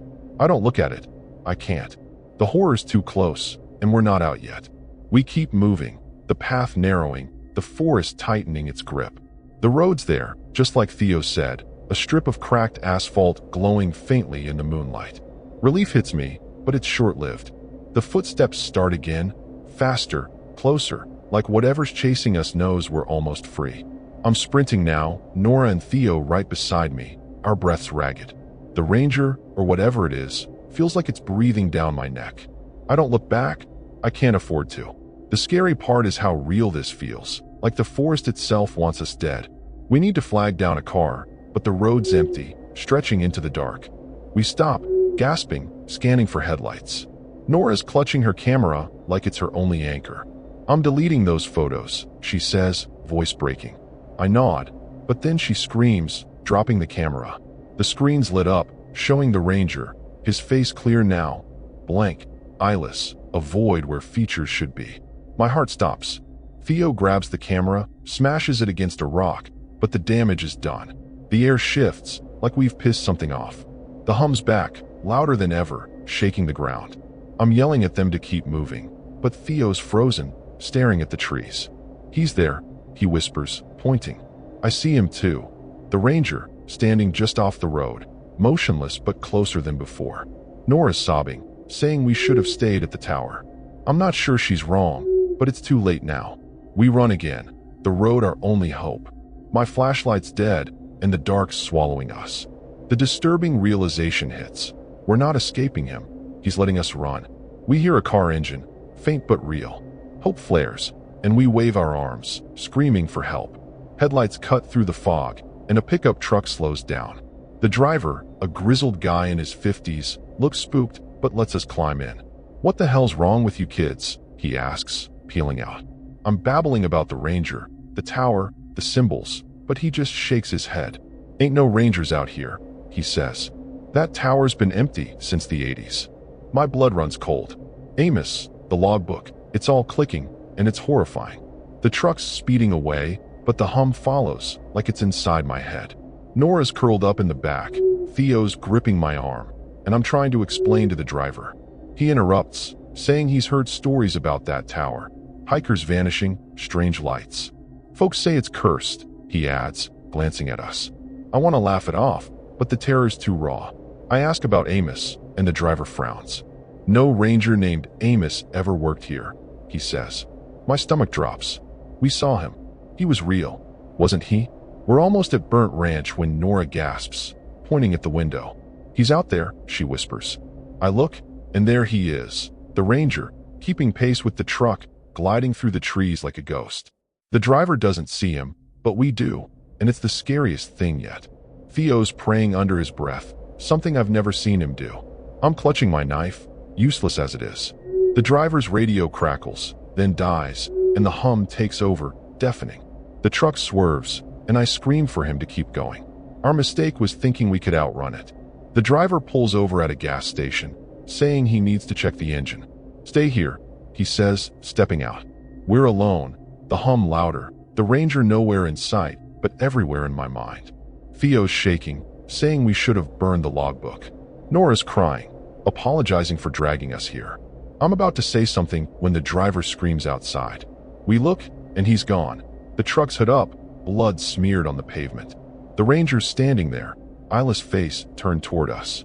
I slam the truck's door shut, locking it, but the hum's inside now, vibrating through the seats. Theo's trying to hotwire the truck. Stupid, but what choice do we have? Nora's screaming, pounding the window as the ranger steps closer. I'm frozen, realizing our deadly mistake. We brought something with us. The logbook's in my bag, and I swear it's heavier, like it's alive. I throw it out the window, hoping it'll stop him, but the ranger doesn't flinch. The truck roars to life, and Theo floors it, but the ranger's still there, in the rear view, closer than ever. We're speeding through Burnt Ranch, but the horror doesn't stop. The hum's in my head, and Nora's screaming about her camera, how the photos are back, showing the ranger inside the truck. I look at her, and her eyes are wrong, like his, blank, empty. Theo's shouting, losing it, and the truck veers off the road, crashing into a tree. Pain explodes in my chest, and everything goes black. The last thing I hear is the hum, and the last thing I see is Nora's eyeless face, smiling. The tragedy is we thought we could escape, but we carried the curse with us.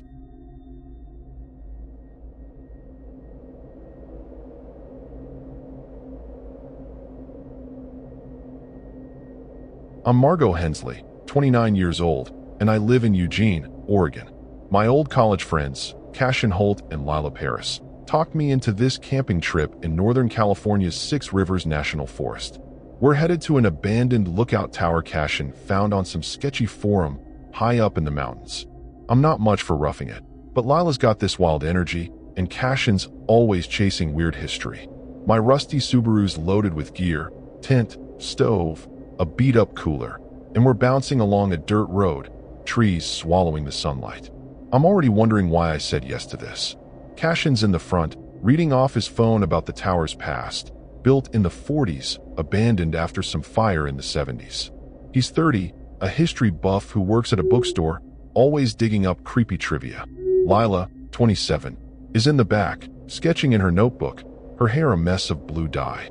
She's a barista with a thing for spooky art. The road's getting rougher, and my car's groaning like it's ready to quit. I joke about stranding us, but Lila just laughs, saying it'd make a great story. My stomach's already knotting up. We pull over at a tiny gas station in Willow Creek, the kind of place that looks stuck in time. The clerk, a wiry woman with a smoker's rasp, eyes our camping gear and says, "You headed to that old tower? Be careful up there." Her tone's too serious, and it's unsettling. Cashin brushes it off, grabbing snacks, but I'm rattled. Back in the car, Lila's sketching the forest, muttering about how it's haunted as hell. I try to laugh, but the vibe's off. The trees are too dense, like they're hiding something. The road to the tower is a nightmare, all mud and rocks. My Subaru's tires slip, and I'm white-knuckling the wheel. Cashin's giving directions from a crumpled map, but he's distracted, rambling about old ranger logs he read online. Lila's humming some creepy tune, oblivious. I'm just focused on not crashing. The tower's supposed to be a steel frame with a small cabin, isolated as it gets. No cell service, no people, just us in the woods. The idea sounded cool in theory, but now it's feeling like a bad call. We spot the tower, a rusted skeleton poking through the fog. It's taller than I expected, maybe 60 feet, with a rickety ladder swaying in the breeze. Lila's practically bouncing, saying it's perfect for her sketches. I'm not thrilled. It looks like a horror movie set. This is how people die, I mutter, parking the Subaru. Cashin grins, saying it's an adventure. We haul our gear up the ladder, each step creaking like it'll snap. The cabin's tiny, with cracked windows and a musty smell, like it's been waiting for us. Inside, it's worse than I thought. There's a sagging cot, a desk covered in dust, and a stack of old papers. Lila finds a photo tucked under the desk, an old Polaroid of a ranger, stern-faced, in a uniform. "Who's this guy?" she asks, pinning it to the wall. Cashin shrugs, but I'm uneasy. The cabin feels wrong, like it's holding secrets. I try to shake it off, unpacking our food, but the air's heavy, like something's watching. Lila's already sketching the view, and Cashin's reading those papers, muttering about weird entries. The sun's dropping fast, turning the forest a deep, bloody red. We're setting up, but I can't relax. The tower groans with every gust, and the woods are too quiet. No birds, no wind, just our voices echoing. I step outside to the platform, needing air, and that's when I see him. A ranger, same uniform as the photo, standing at the tree line, staring up. My heart skips. I blink, and he's gone, like he was never there. I don't tell the others, not yet. My hands are shaking as I grip the railing, the forest stretching out like a trap. Back inside, Lila's laughing about some ghost story she made up, and Cashin's deep in the papers, reading about unexplained sightings from decades ago. I'm half listening, trying to act normal, but my mind's on that ranger. Was he real? The cabin's getting colder, and the lantern's flickering, casting weird shadows. I check my phone. No signal, of course. We're cut off, stuck in this creepy tower, and I'm starting to think this was a huge mistake. I'm unpacking my sleeping bag when I notice something. A faint scratch on the desk, like initials carved deep. It wasn't there when we arrived. I point it out, and Cashin frowns, saying it's probably old. But it looks fresh, and it's disturbing. Lila's still sketching, oblivious, while Cashin reads aloud about a ranger who vanished up here. No name, just the ranger. My gut's screaming, but I don't say anything. The tower creaks, and I swear the air's thicker now, like something's waking up. The night's dark as tar, and the tower feels like it's swaying more than it should. I'm trying to sleep, but the cot's lumpy, and every creak sounds like a warning. Cashin's still up, flipping through those old papers by lantern light, muttering about strange reports. Lila's sketching the ranger from that Polaroid, her pencil scratching like it's keeping time with my nerves. I'm already regretting this trip. The forest's too quiet, and that ranger I saw keeps flashing in my mind. It's horror movie level creepy, and I'm not here for it. I check my phone again. No signal, just a dead screen mocking me. Lila notices my fidgeting and tosses me a granola bar. "Chill, Margot," she says, but her voice is tight. She's acting tough, but I see her glancing at the windows, like she feels it too. Something's off. Cashin finds a log entry about a ranger named Silas, who wrote about lights in the trees before the entries stop. No mention of him leaving. My stomach twists. Was that who I saw? I don't say anything, but the thought's disturbing, like we're stepping into someone else's nightmare. I tell them to put the papers away, but Cashin's hooked, reading more. The lantern flickers, and for a second, I swear the shadows move on their own. Lila laughs it off, saying it's just the wind, but I'm not buying it. We're low on fuel for the camp stove, and Cashin realizes he forgot extra batteries for the flashlights. Awesome. We argue about what to do. Hike back to the Subaru at dawn or stay put. Lila wants to explore, saying she needs inspiration. I'm leaning toward leaving. This tower's giving me the creeps. Cashin's no help, too busy with his creepy papers. We're stuck, and it's starting to feel like a mistake. I take first watch, volunteering just to keep busy. The platform's freezing, and the forest is a black void below. I'm clutching my flashlight, sweeping it over the trees, but it's like the light's weaker than it should be. The air's heavy, like it's waiting for something. Then I hear it, a faint hum, low and steady, coming from the woods. It's not natural, like machinery, but wrong, pulsing in my chest. My heart's racing, and I'm gripping the railing, telling myself it's just my imagination. But it's scary, and I can't shake the feeling we're not alone. The hum stops, and the silence is worse, like the forest holding its breath. I'm about to go inside when I see something. A flicker of light, deep in the trees, like a lantern moving. It's gone in a second, but my skin's crawling. I don't wake the others yet. I don't want to sound paranoid. Instead, I check the ladder, half expecting those scratches from earlier to be worse. They're not, but there's a new one, higher up, like something climbed while we were sleeping. The horror of it hits me. This isn't just a bad vibe. Something's here. Back inside, Cashin's asleep, papers scattered, and Lila's sketching furiously, her eyes wide. Had a weird dream, she whispers, showing me her drawing. It's the ranger, but his face is wrong. Too sharp, like it's carved from bone. I saw him outside, she says, and my blood runs cold. I don't tell her I saw him too, but the coincidence is disturbing. I try to laugh, saying it's just the creepy tower messing with us, but my voice shakes. The lantern dims again, and I swear I hear footsteps on the ladder, slow, deliberate. Morning comes, gray and damp, the fog thicker than yesterday. We're all on edge, sipping weak coffee from our dwindling supplies. Cashin's obsessing over the log, reading about Silas seeing figures that weren't there. Lila's packing her sketchbook, saying we should check the woods for her muse. I'm against it. Those lights, that hum, the scratches, it's all screaming get out. But we need batteries, and the Subaru's our only shot.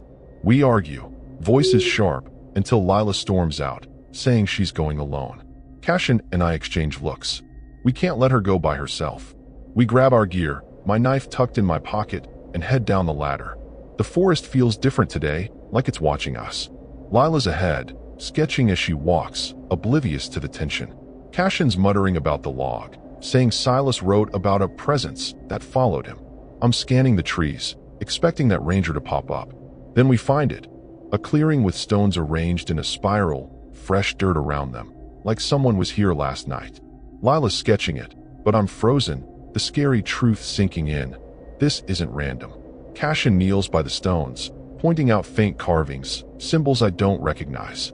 This is old, he says, but it looks fresh to me, and it's freaking me out. The hum starts again, faint but growing, and Lila drops her pencil, staring into the woods. He's there, she whispers, pointing. I don't see anything, but the air's heavier, like it's pressing down. We need to move, but Lila's rooted, sketching faster, like she's possessed. I grab her arm, but she pulls away, saying she needs to finish. The forest's closing in, and I know we're in deep shit. The spiral of stones in the clearing feels like a punch to the gut. I'm staring at those carvings, my heart pounding, while Lila's still sketching like she's possessed. Cashin's muttering about ancient rituals, pulling from his history nerd brain, but it's not helping. The hum's back, louder, vibrating through the ground like a warning. I grab Lila's arm, begging her to stop, but she shrugs me off, eyes wild. I need this, she says, like the forest is speaking through her. The horror's real now. This isn't just a creepy vibe. Something's out here, and it's pissed we found its little art project. We hear a snap, sharp and close, like a branch breaking underweight. My knife's out, useless as it feels, and I'm scanning the trees. Nothing but fog and shadows, but the air's thick, like it's alive. Cashin's frozen, clutching those papers from the tower, whispering about Silas seeing things that moved wrong. Then Lila gasps, pointing into the woods. There he is, the ranger, same uniform as the Polaroid, standing maybe 30 yards away, staring. His face is wrong, like it's shifting, and my blood runs cold. I blink, and he's gone, but the scary feeling sticks. Let's go, I hiss, pulling Lila back. She's reluctant, clutching her sketchbook like it's her lifeline. Cashin's already backing away, papers stuffed in his bag. We stumble out of the clearing, the hum chasing us, louder, like it's angry. The path's twisting, like the forest is screwing with us, looping back to that damn spiral. I'm sweating, my knife shaking in my hand. Lila's muttering about her drawing, saying the ranger's calling her. I snap at her to shut up. This is no time for her artsy bullshit. She glares, but I see fear in her eyes. We find a stream, but it's wrong, black and sluggish, smelling like decay. Cashin gags, saying it's not safe to drink. Our water's almost gone, and this was our hope. I'm kicking myself for not packing more, but who expects a cursed forest? The hum's relentless now, and I swear I see lights flickering in the trees, like the one Silas wrote about. Lila's sketching again, and I'm about to yell when I notice her page. It's the ranger, but his face is a blank smudge, like her pencil can't capture him. It's disturbing, like he's not meant to be seen. We're lost, the path gone, and the forest feels like it's closing in. Cashin's trying to use his compass, but it's spinning wildly, useless. He's panicking, saying we should have stayed at the tower. I'm not sure he's wrong, but that place felt like a trap too. Then we hear it. Footsteps, heavy and slow, circling us. My heart's in my throat, and I'm gripping my knife so hard it hurts. Lila's frozen, staring at her sketchbook, whispering, "He's here." I don't see him, but I feel him, like a shadow just out of sight. The horror's suffocating now. We bolt, crashing through branches, hoping to find the tower or the road. Lila's slowing us down, clutching her sketchbook like it's sacred. I yell at her to drop it, but she refuses, saying it's part of this.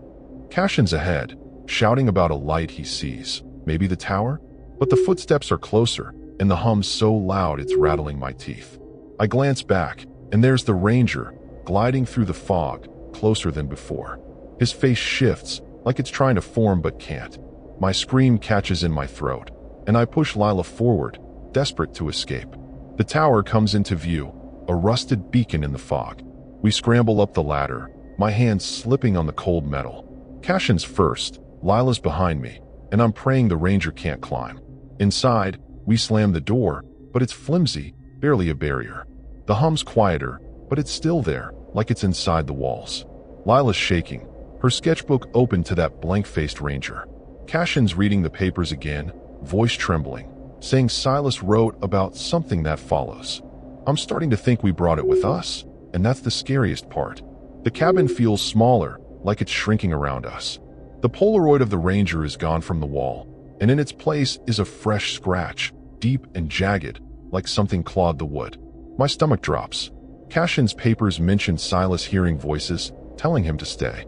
Lila's whispering to herself, sketching again, and I see her draw the spiral from the clearing.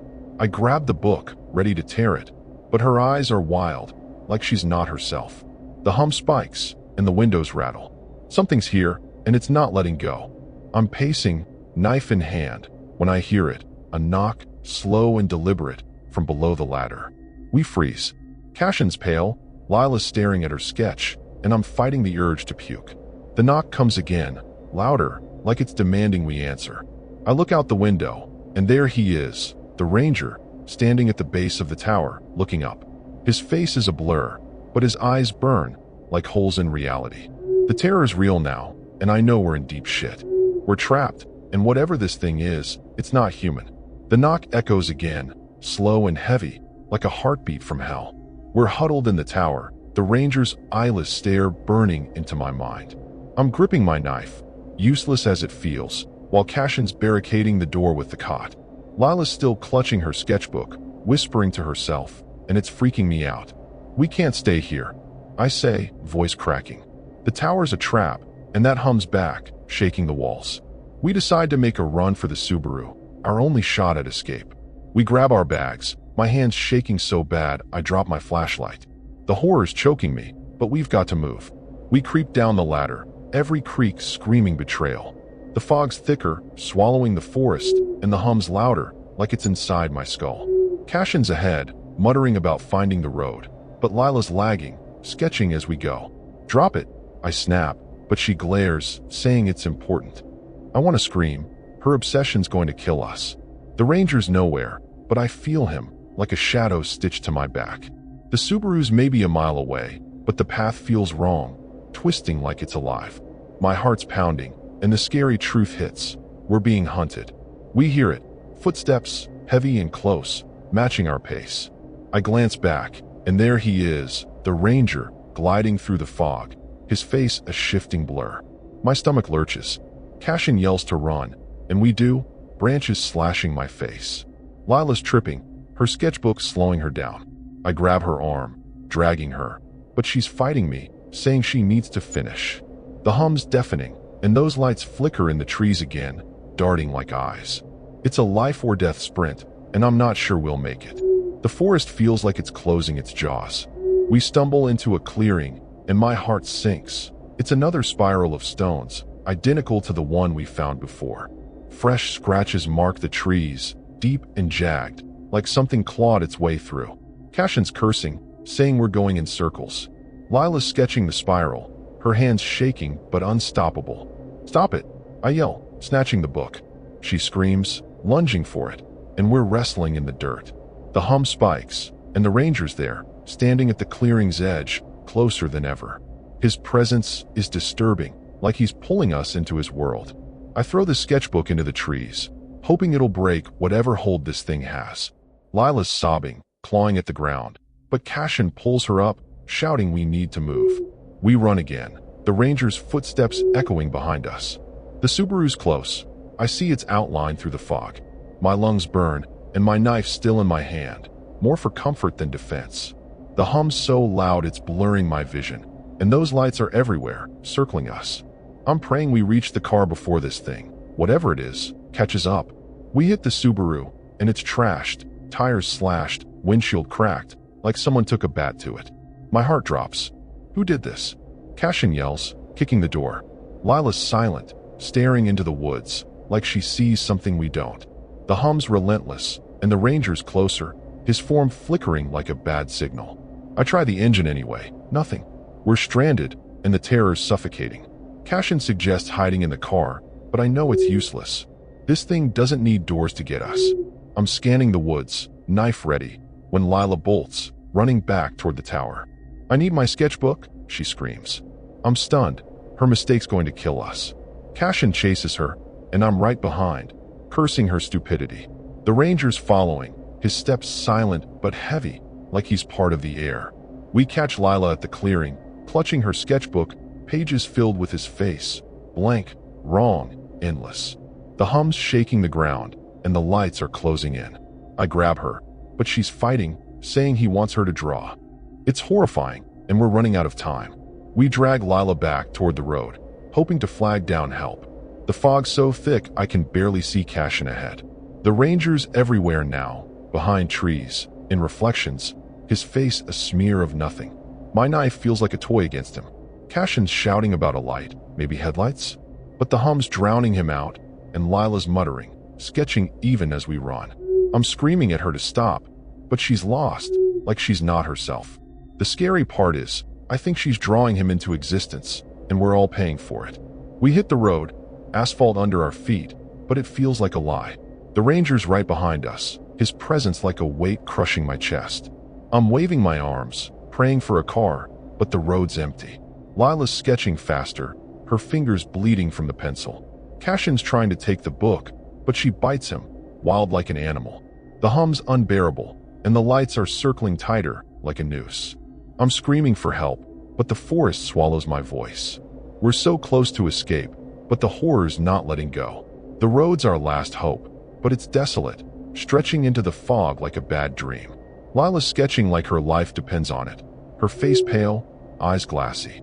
Cashin's bleeding from where she bit him, yelling at her to snap out of it.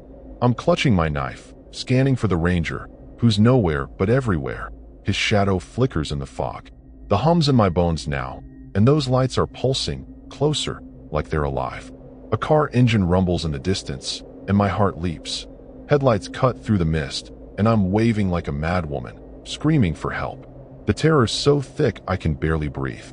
A beat-up van slows down, driven by an older woman with a wary look. "What's wrong with you?"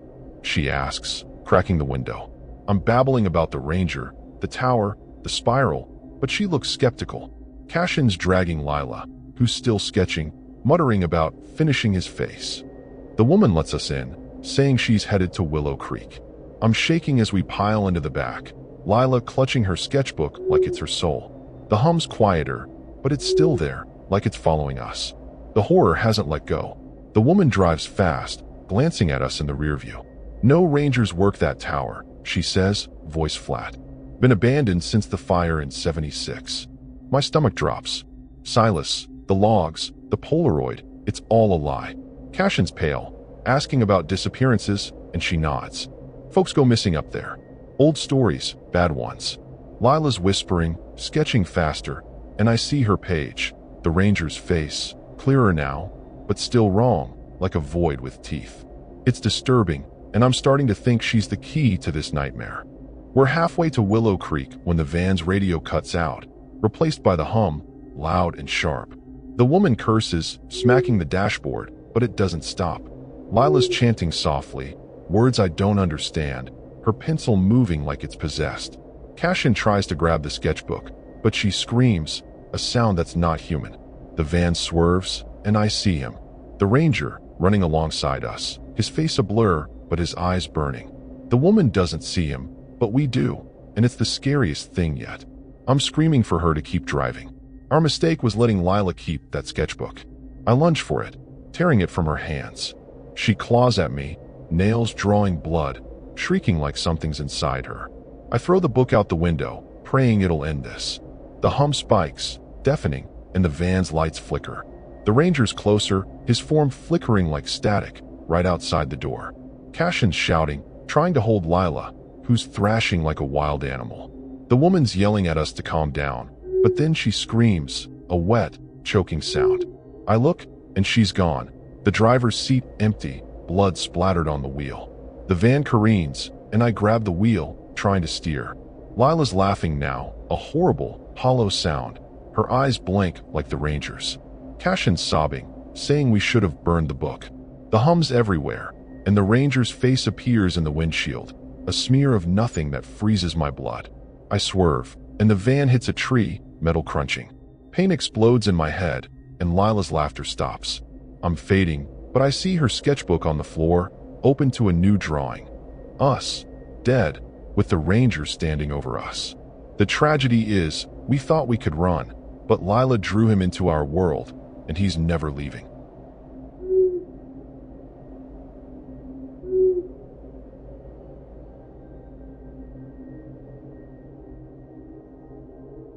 I'm Tessa Rourke, 34 years old, and I live in Boise, Idaho. My cousins, Felix Duran and Ivy Sutter, roped me into this camping trip in Northern California's Mendocino National Forest. They found an abandoned fire lookout tower online, some rusted relic called Black Butte, and thought it'd be a wild adventure. I'm not big on the outdoors, but Felix's contagious grin and Ivy's relentless nagging got me.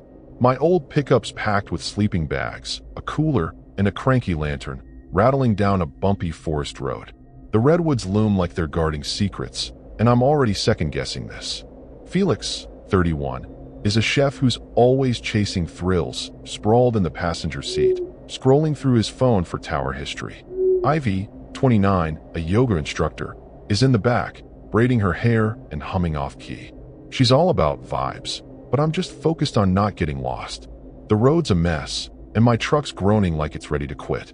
Felix jokes about us being horror movie fodder, and I roll my eyes, but there's a weird chill in my gut. The forest feels too still, like it's waiting for something to go wrong. We stop at a gas station in Covelo, a speck of a town that feels forgotten. The cashier, a guy with a gray beard and tired eyes, sees our gear and mutters, "Black Butte? That place ain't right." His words hit me hard, and I'm uneasy as we load up on snacks. Ivy laughs it off, saying he's just messing with us, but Felix looks spooked, clutching his phone tighter. Back in the truck, I'm quiet, the cashier's warning stuck in my head. The forest's getting darker, and it's like we're driving into a scary story we can't escape. The road to Black Butte is a nightmare, all ruts and roots. My truck's tires slip, and I'm cursing under my breath. Felix is reading about the tower, built in the 30s, abandoned after a fire in the 80s. Ivy's snapping selfies, oblivious to the rough ride. I'm just trying to keep us alive. The tower's supposed to be a steel frame with a tiny cabin, isolated as hell. No cell service, no nothing, just us in the woods. It sounded quirky back home, but now it's feeling like a disturbing mistake. We spot the tower, a jagged spike against the gray sky, swaying in the wind. It's creepier than I expected, rust eating at the metal, the ladder looking like it'll snap. Ivy's thrilled, saying it's perfectly haunted. I mutter, "This is how we die," as I park the truck. Felix claps me on the back, saying it's just for a weekend. We haul our gear up the ladder, each step creaking like a bad omen. The cabin's small, with dusty windows, a sagging cot, and a desk covered in old maps. It smells like damp wood and regret. Inside, it feels like stepping into a tomb. Ivy finds a rusted badge on the desk, engraved with Ranger E. Holt. She pins it to her bag, joking about claiming the tower. Felix is poking through the maps, muttering about weird notes scribbled in the margins. I'm unpacking, trying to ignore the eerie vibe, but the air's heavy, like it's holding its breath. Ivy's setting up her yoga mat, saying it'll cleanse the energy. I'm not buying it. This place feels wrong, like it's watching us. The sun's dipping, painting the forest blood red. The tower groans with every gust, and the silence outside is unnerving. No birds, just our voices bouncing off the walls. I step onto the platform for air, and that's when I see him, a ranger in an old uniform, standing at the tree line, staring up. My heart skips. His face is shadowed, but his eyes catch the light, sharp and wrong. I blink, and he's gone, like a bad dream. I don't tell Felix or Ivy, not yet. My hands are shaking as I grip the railing, the forest stretching out like a trap. Back inside, Felix is reading a map note about unseen visitors from decades ago, his voice low. Ivy's doing yoga, oblivious, but I notice a new scratch on the desk, fresh and deep, like someone carved it while we weren't looking. I point it out, and Felix frowns, saying it's probably old. But it's not, and it's creepy as hell. The lantern flickers, casting weird shadows, and I'm starting to think this tower's got secrets we don't want to know. I check my phone. No bars, no way out. I'm settling into my sleeping bag, trying to act normal, but my mind's on that ranger. Was he real? Ivy's humming again, and Felix is still at the maps, muttering about a ranger named Ezra who vanished up here. The cabin feels smaller, like it's closing in. I'm about to tell them what I saw when the lantern dims, and something taps the window, soft, deliberate, like a finger. We freeze, staring at each other. The horror's starting, and I'm not sure we're ready for it. The tower's colder than it should be, and the silence is suffocating. I'm trying to sleep, but the cot's a torture device, and every creak sounds like trouble. Felix is up, poking through those maps, muttering about weird patterns in the notes. Ivy sprawled on her yoga mat, sketching the badge she found, her pencil scratching like it's mocking my nerves. That ranger I saw keeps flashing in my mind. His eyes, too bright, too wrong. This place is straight out of a horror flick, and I'm not loving my role in it. I check my phone again. Still no signal, just a blank screen laughing at me. Ivy notices my fidgeting and tosses me a water bottle. "Relax, Tessa," she says, but her voice wavers. She's acting chill, but I catch her glancing at the windows, like she feels the bad vibes too. Felix finds a note in the maps about a ranger named Ezra Holt, saying he saw shapes in the fog before his logs cut off. No word on what happened to him. My gut twists. Was that the guy I saw? I keep it to myself, but it's disturbing, like we're walking into his ghost story. I tell Felix to drop the maps, but he's obsessed, digging deeper. The lantern flickers, and for a second, the shadows twist like they're alive. Ivy laughs, saying it's just the wind, but I'm not convinced.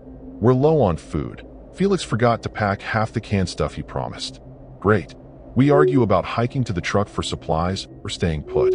Ivy wants to explore, saying the forest speaks to her. I'm leaning toward leaving. This tower's giving me the creeps. Felix is no help, lost in his maps. We're stuck, and the scary feeling's growing, like a storm about to break. I take first watch, needing to clear my head. The platform's freezing, and the forest is a black void. I'm gripping my flashlight, sweeping it over the trees, but the beam's weak, like the dark's eating it. The air's thick, like it's waiting for something. Then I hear it, a low hum, like a generator but wrong, pulsing in my chest. My heart's racing, and I'm clutching the railing, telling myself it's nothing. But it's creepy as hell, and I'm starting to think something's out there, watching. The hum fades, and the silence is worse, like the forest is holding its breath. I'm about to head inside when I see a flicker, lights, deep in the trees, moving slow, like someone's carrying a lantern.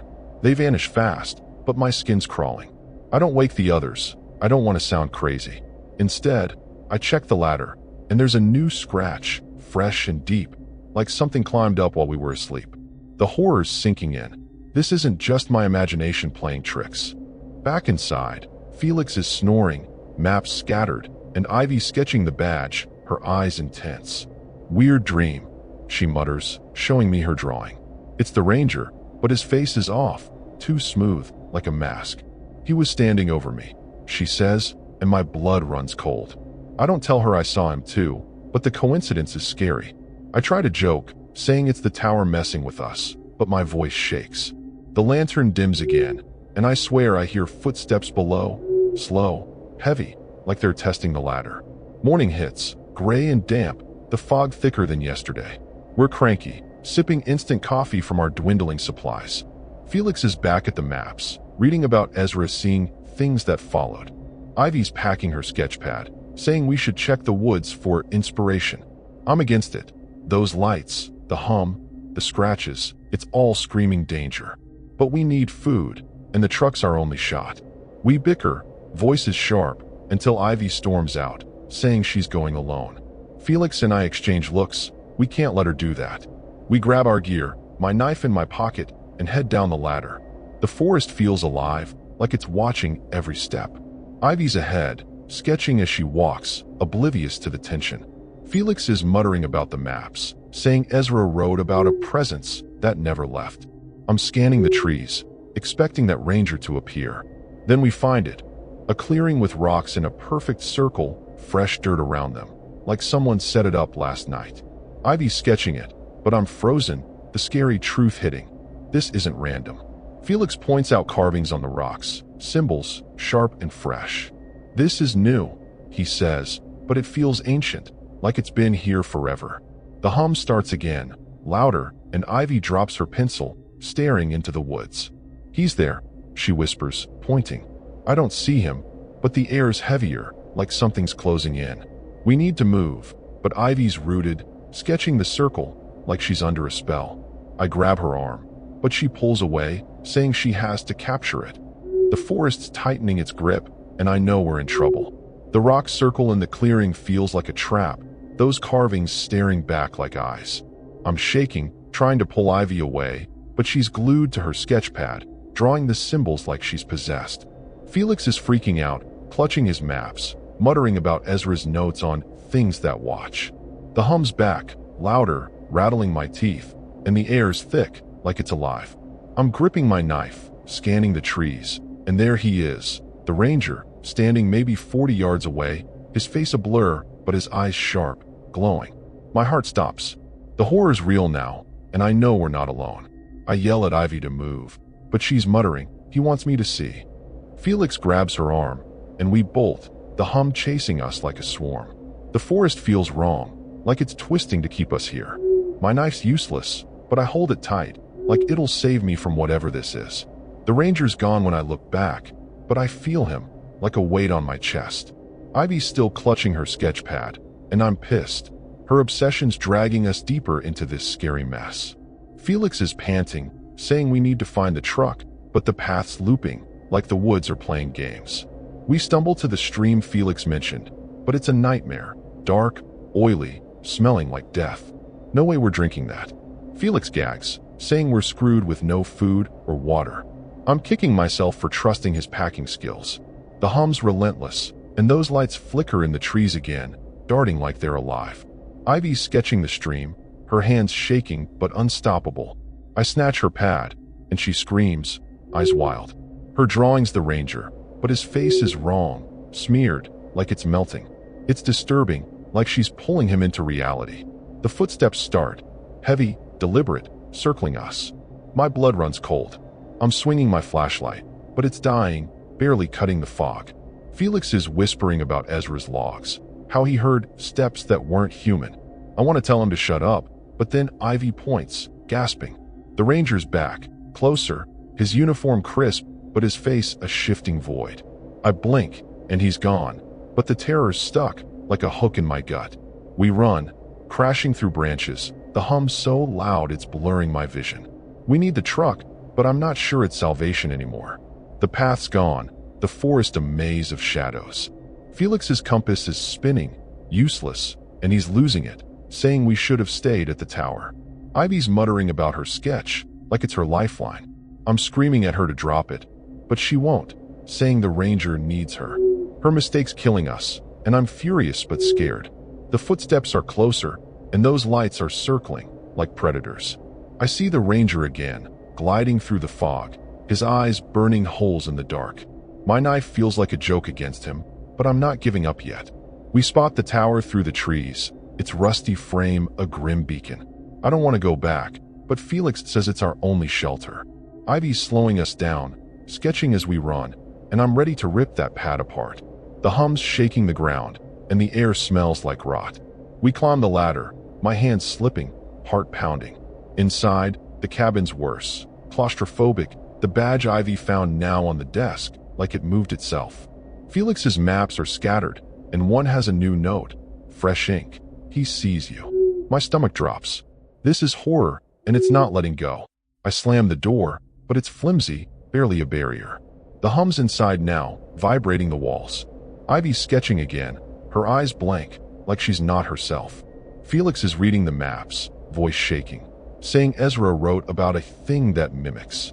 I'm checking the windows, expecting the ranger's face, but it's just fog, until it's not. He's there, at the base of the tower, looking up, his face a smear of nothing. My scream catches, and Felix drops the maps, pale as death. The scary truth hits. He's not just following, he's here for us. The cabin feels like it's shrinking, the air heavy with that rotting smell. Ivy's sketch shows the ranger, his face clearer but wrong, like it's eating the page. I grab her arm, begging her to stop, but she's chanting softly, words I don't know. Felix finds a new scratch on the wall, deep and fresh, like claws. The hum spikes, and the windows rattle, like something's trying to get in. I'm clutching my knife, but it's useless against this. The ranger's still outside, his eyes glowing, and I know we're trapped in his game. A bang hits the door, hard, like a fist. We jump, Ivy dropping her pencil but not her sketch pad. The bang comes again, and Felix is praying, something he never does. I'm frozen, staring at the door, expecting it to burst open. The ranger's out there. I know it, his presence suffocating. The hum's deafening, and those lights flicker outside, closer now. Ivy's whispering, he's waiting, and I want to scream. We're in deep, and the disturbing reality is clear. Whatever this ranger is, he's not human, and he's not letting us go. The banging on the door stops, but the silence is worse, like the ranger's waiting us out. I'm gripping my knife, heart pounding, while Felix barricades the door with the desk. Ivy's sketching again, her eyes glassy, like she's not here. We can't stay, I whisper, voice shaking. The tower's a death trap, and that hum's back, rattling my bones. We decide to run for the truck. It's our only shot. We grab what's left, flashlights, a half-empty water bottle, and creep down the ladder. The horror's thick, like the air's turned to mud, and I know we're running out of time.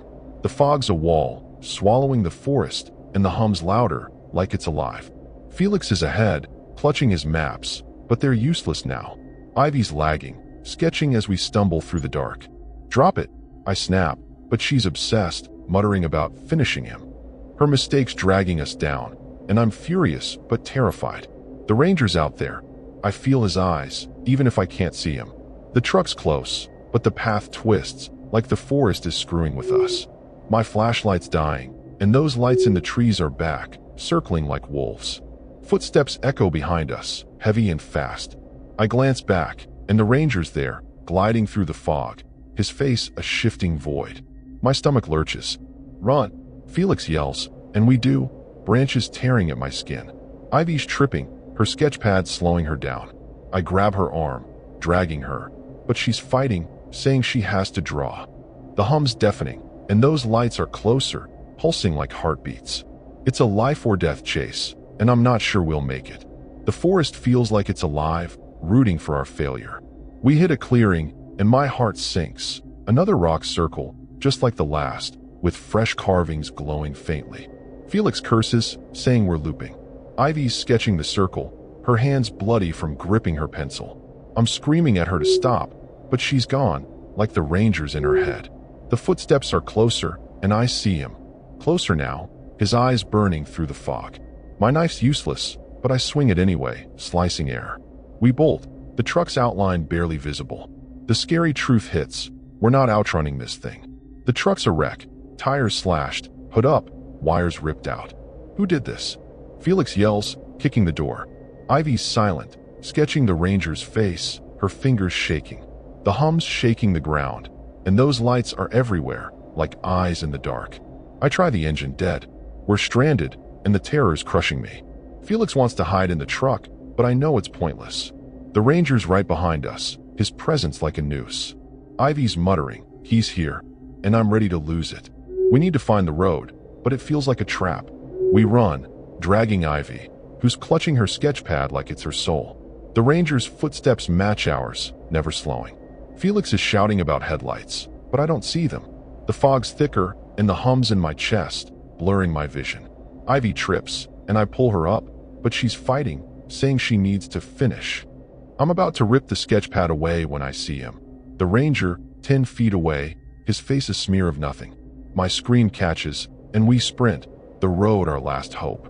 The forest's closing in, like it wants us dead. The road appears, asphalt glinting in the moonlight. We're gasping, waving for help, but it's empty. The ranger's closer, his eyes glowing, his form flickering like static.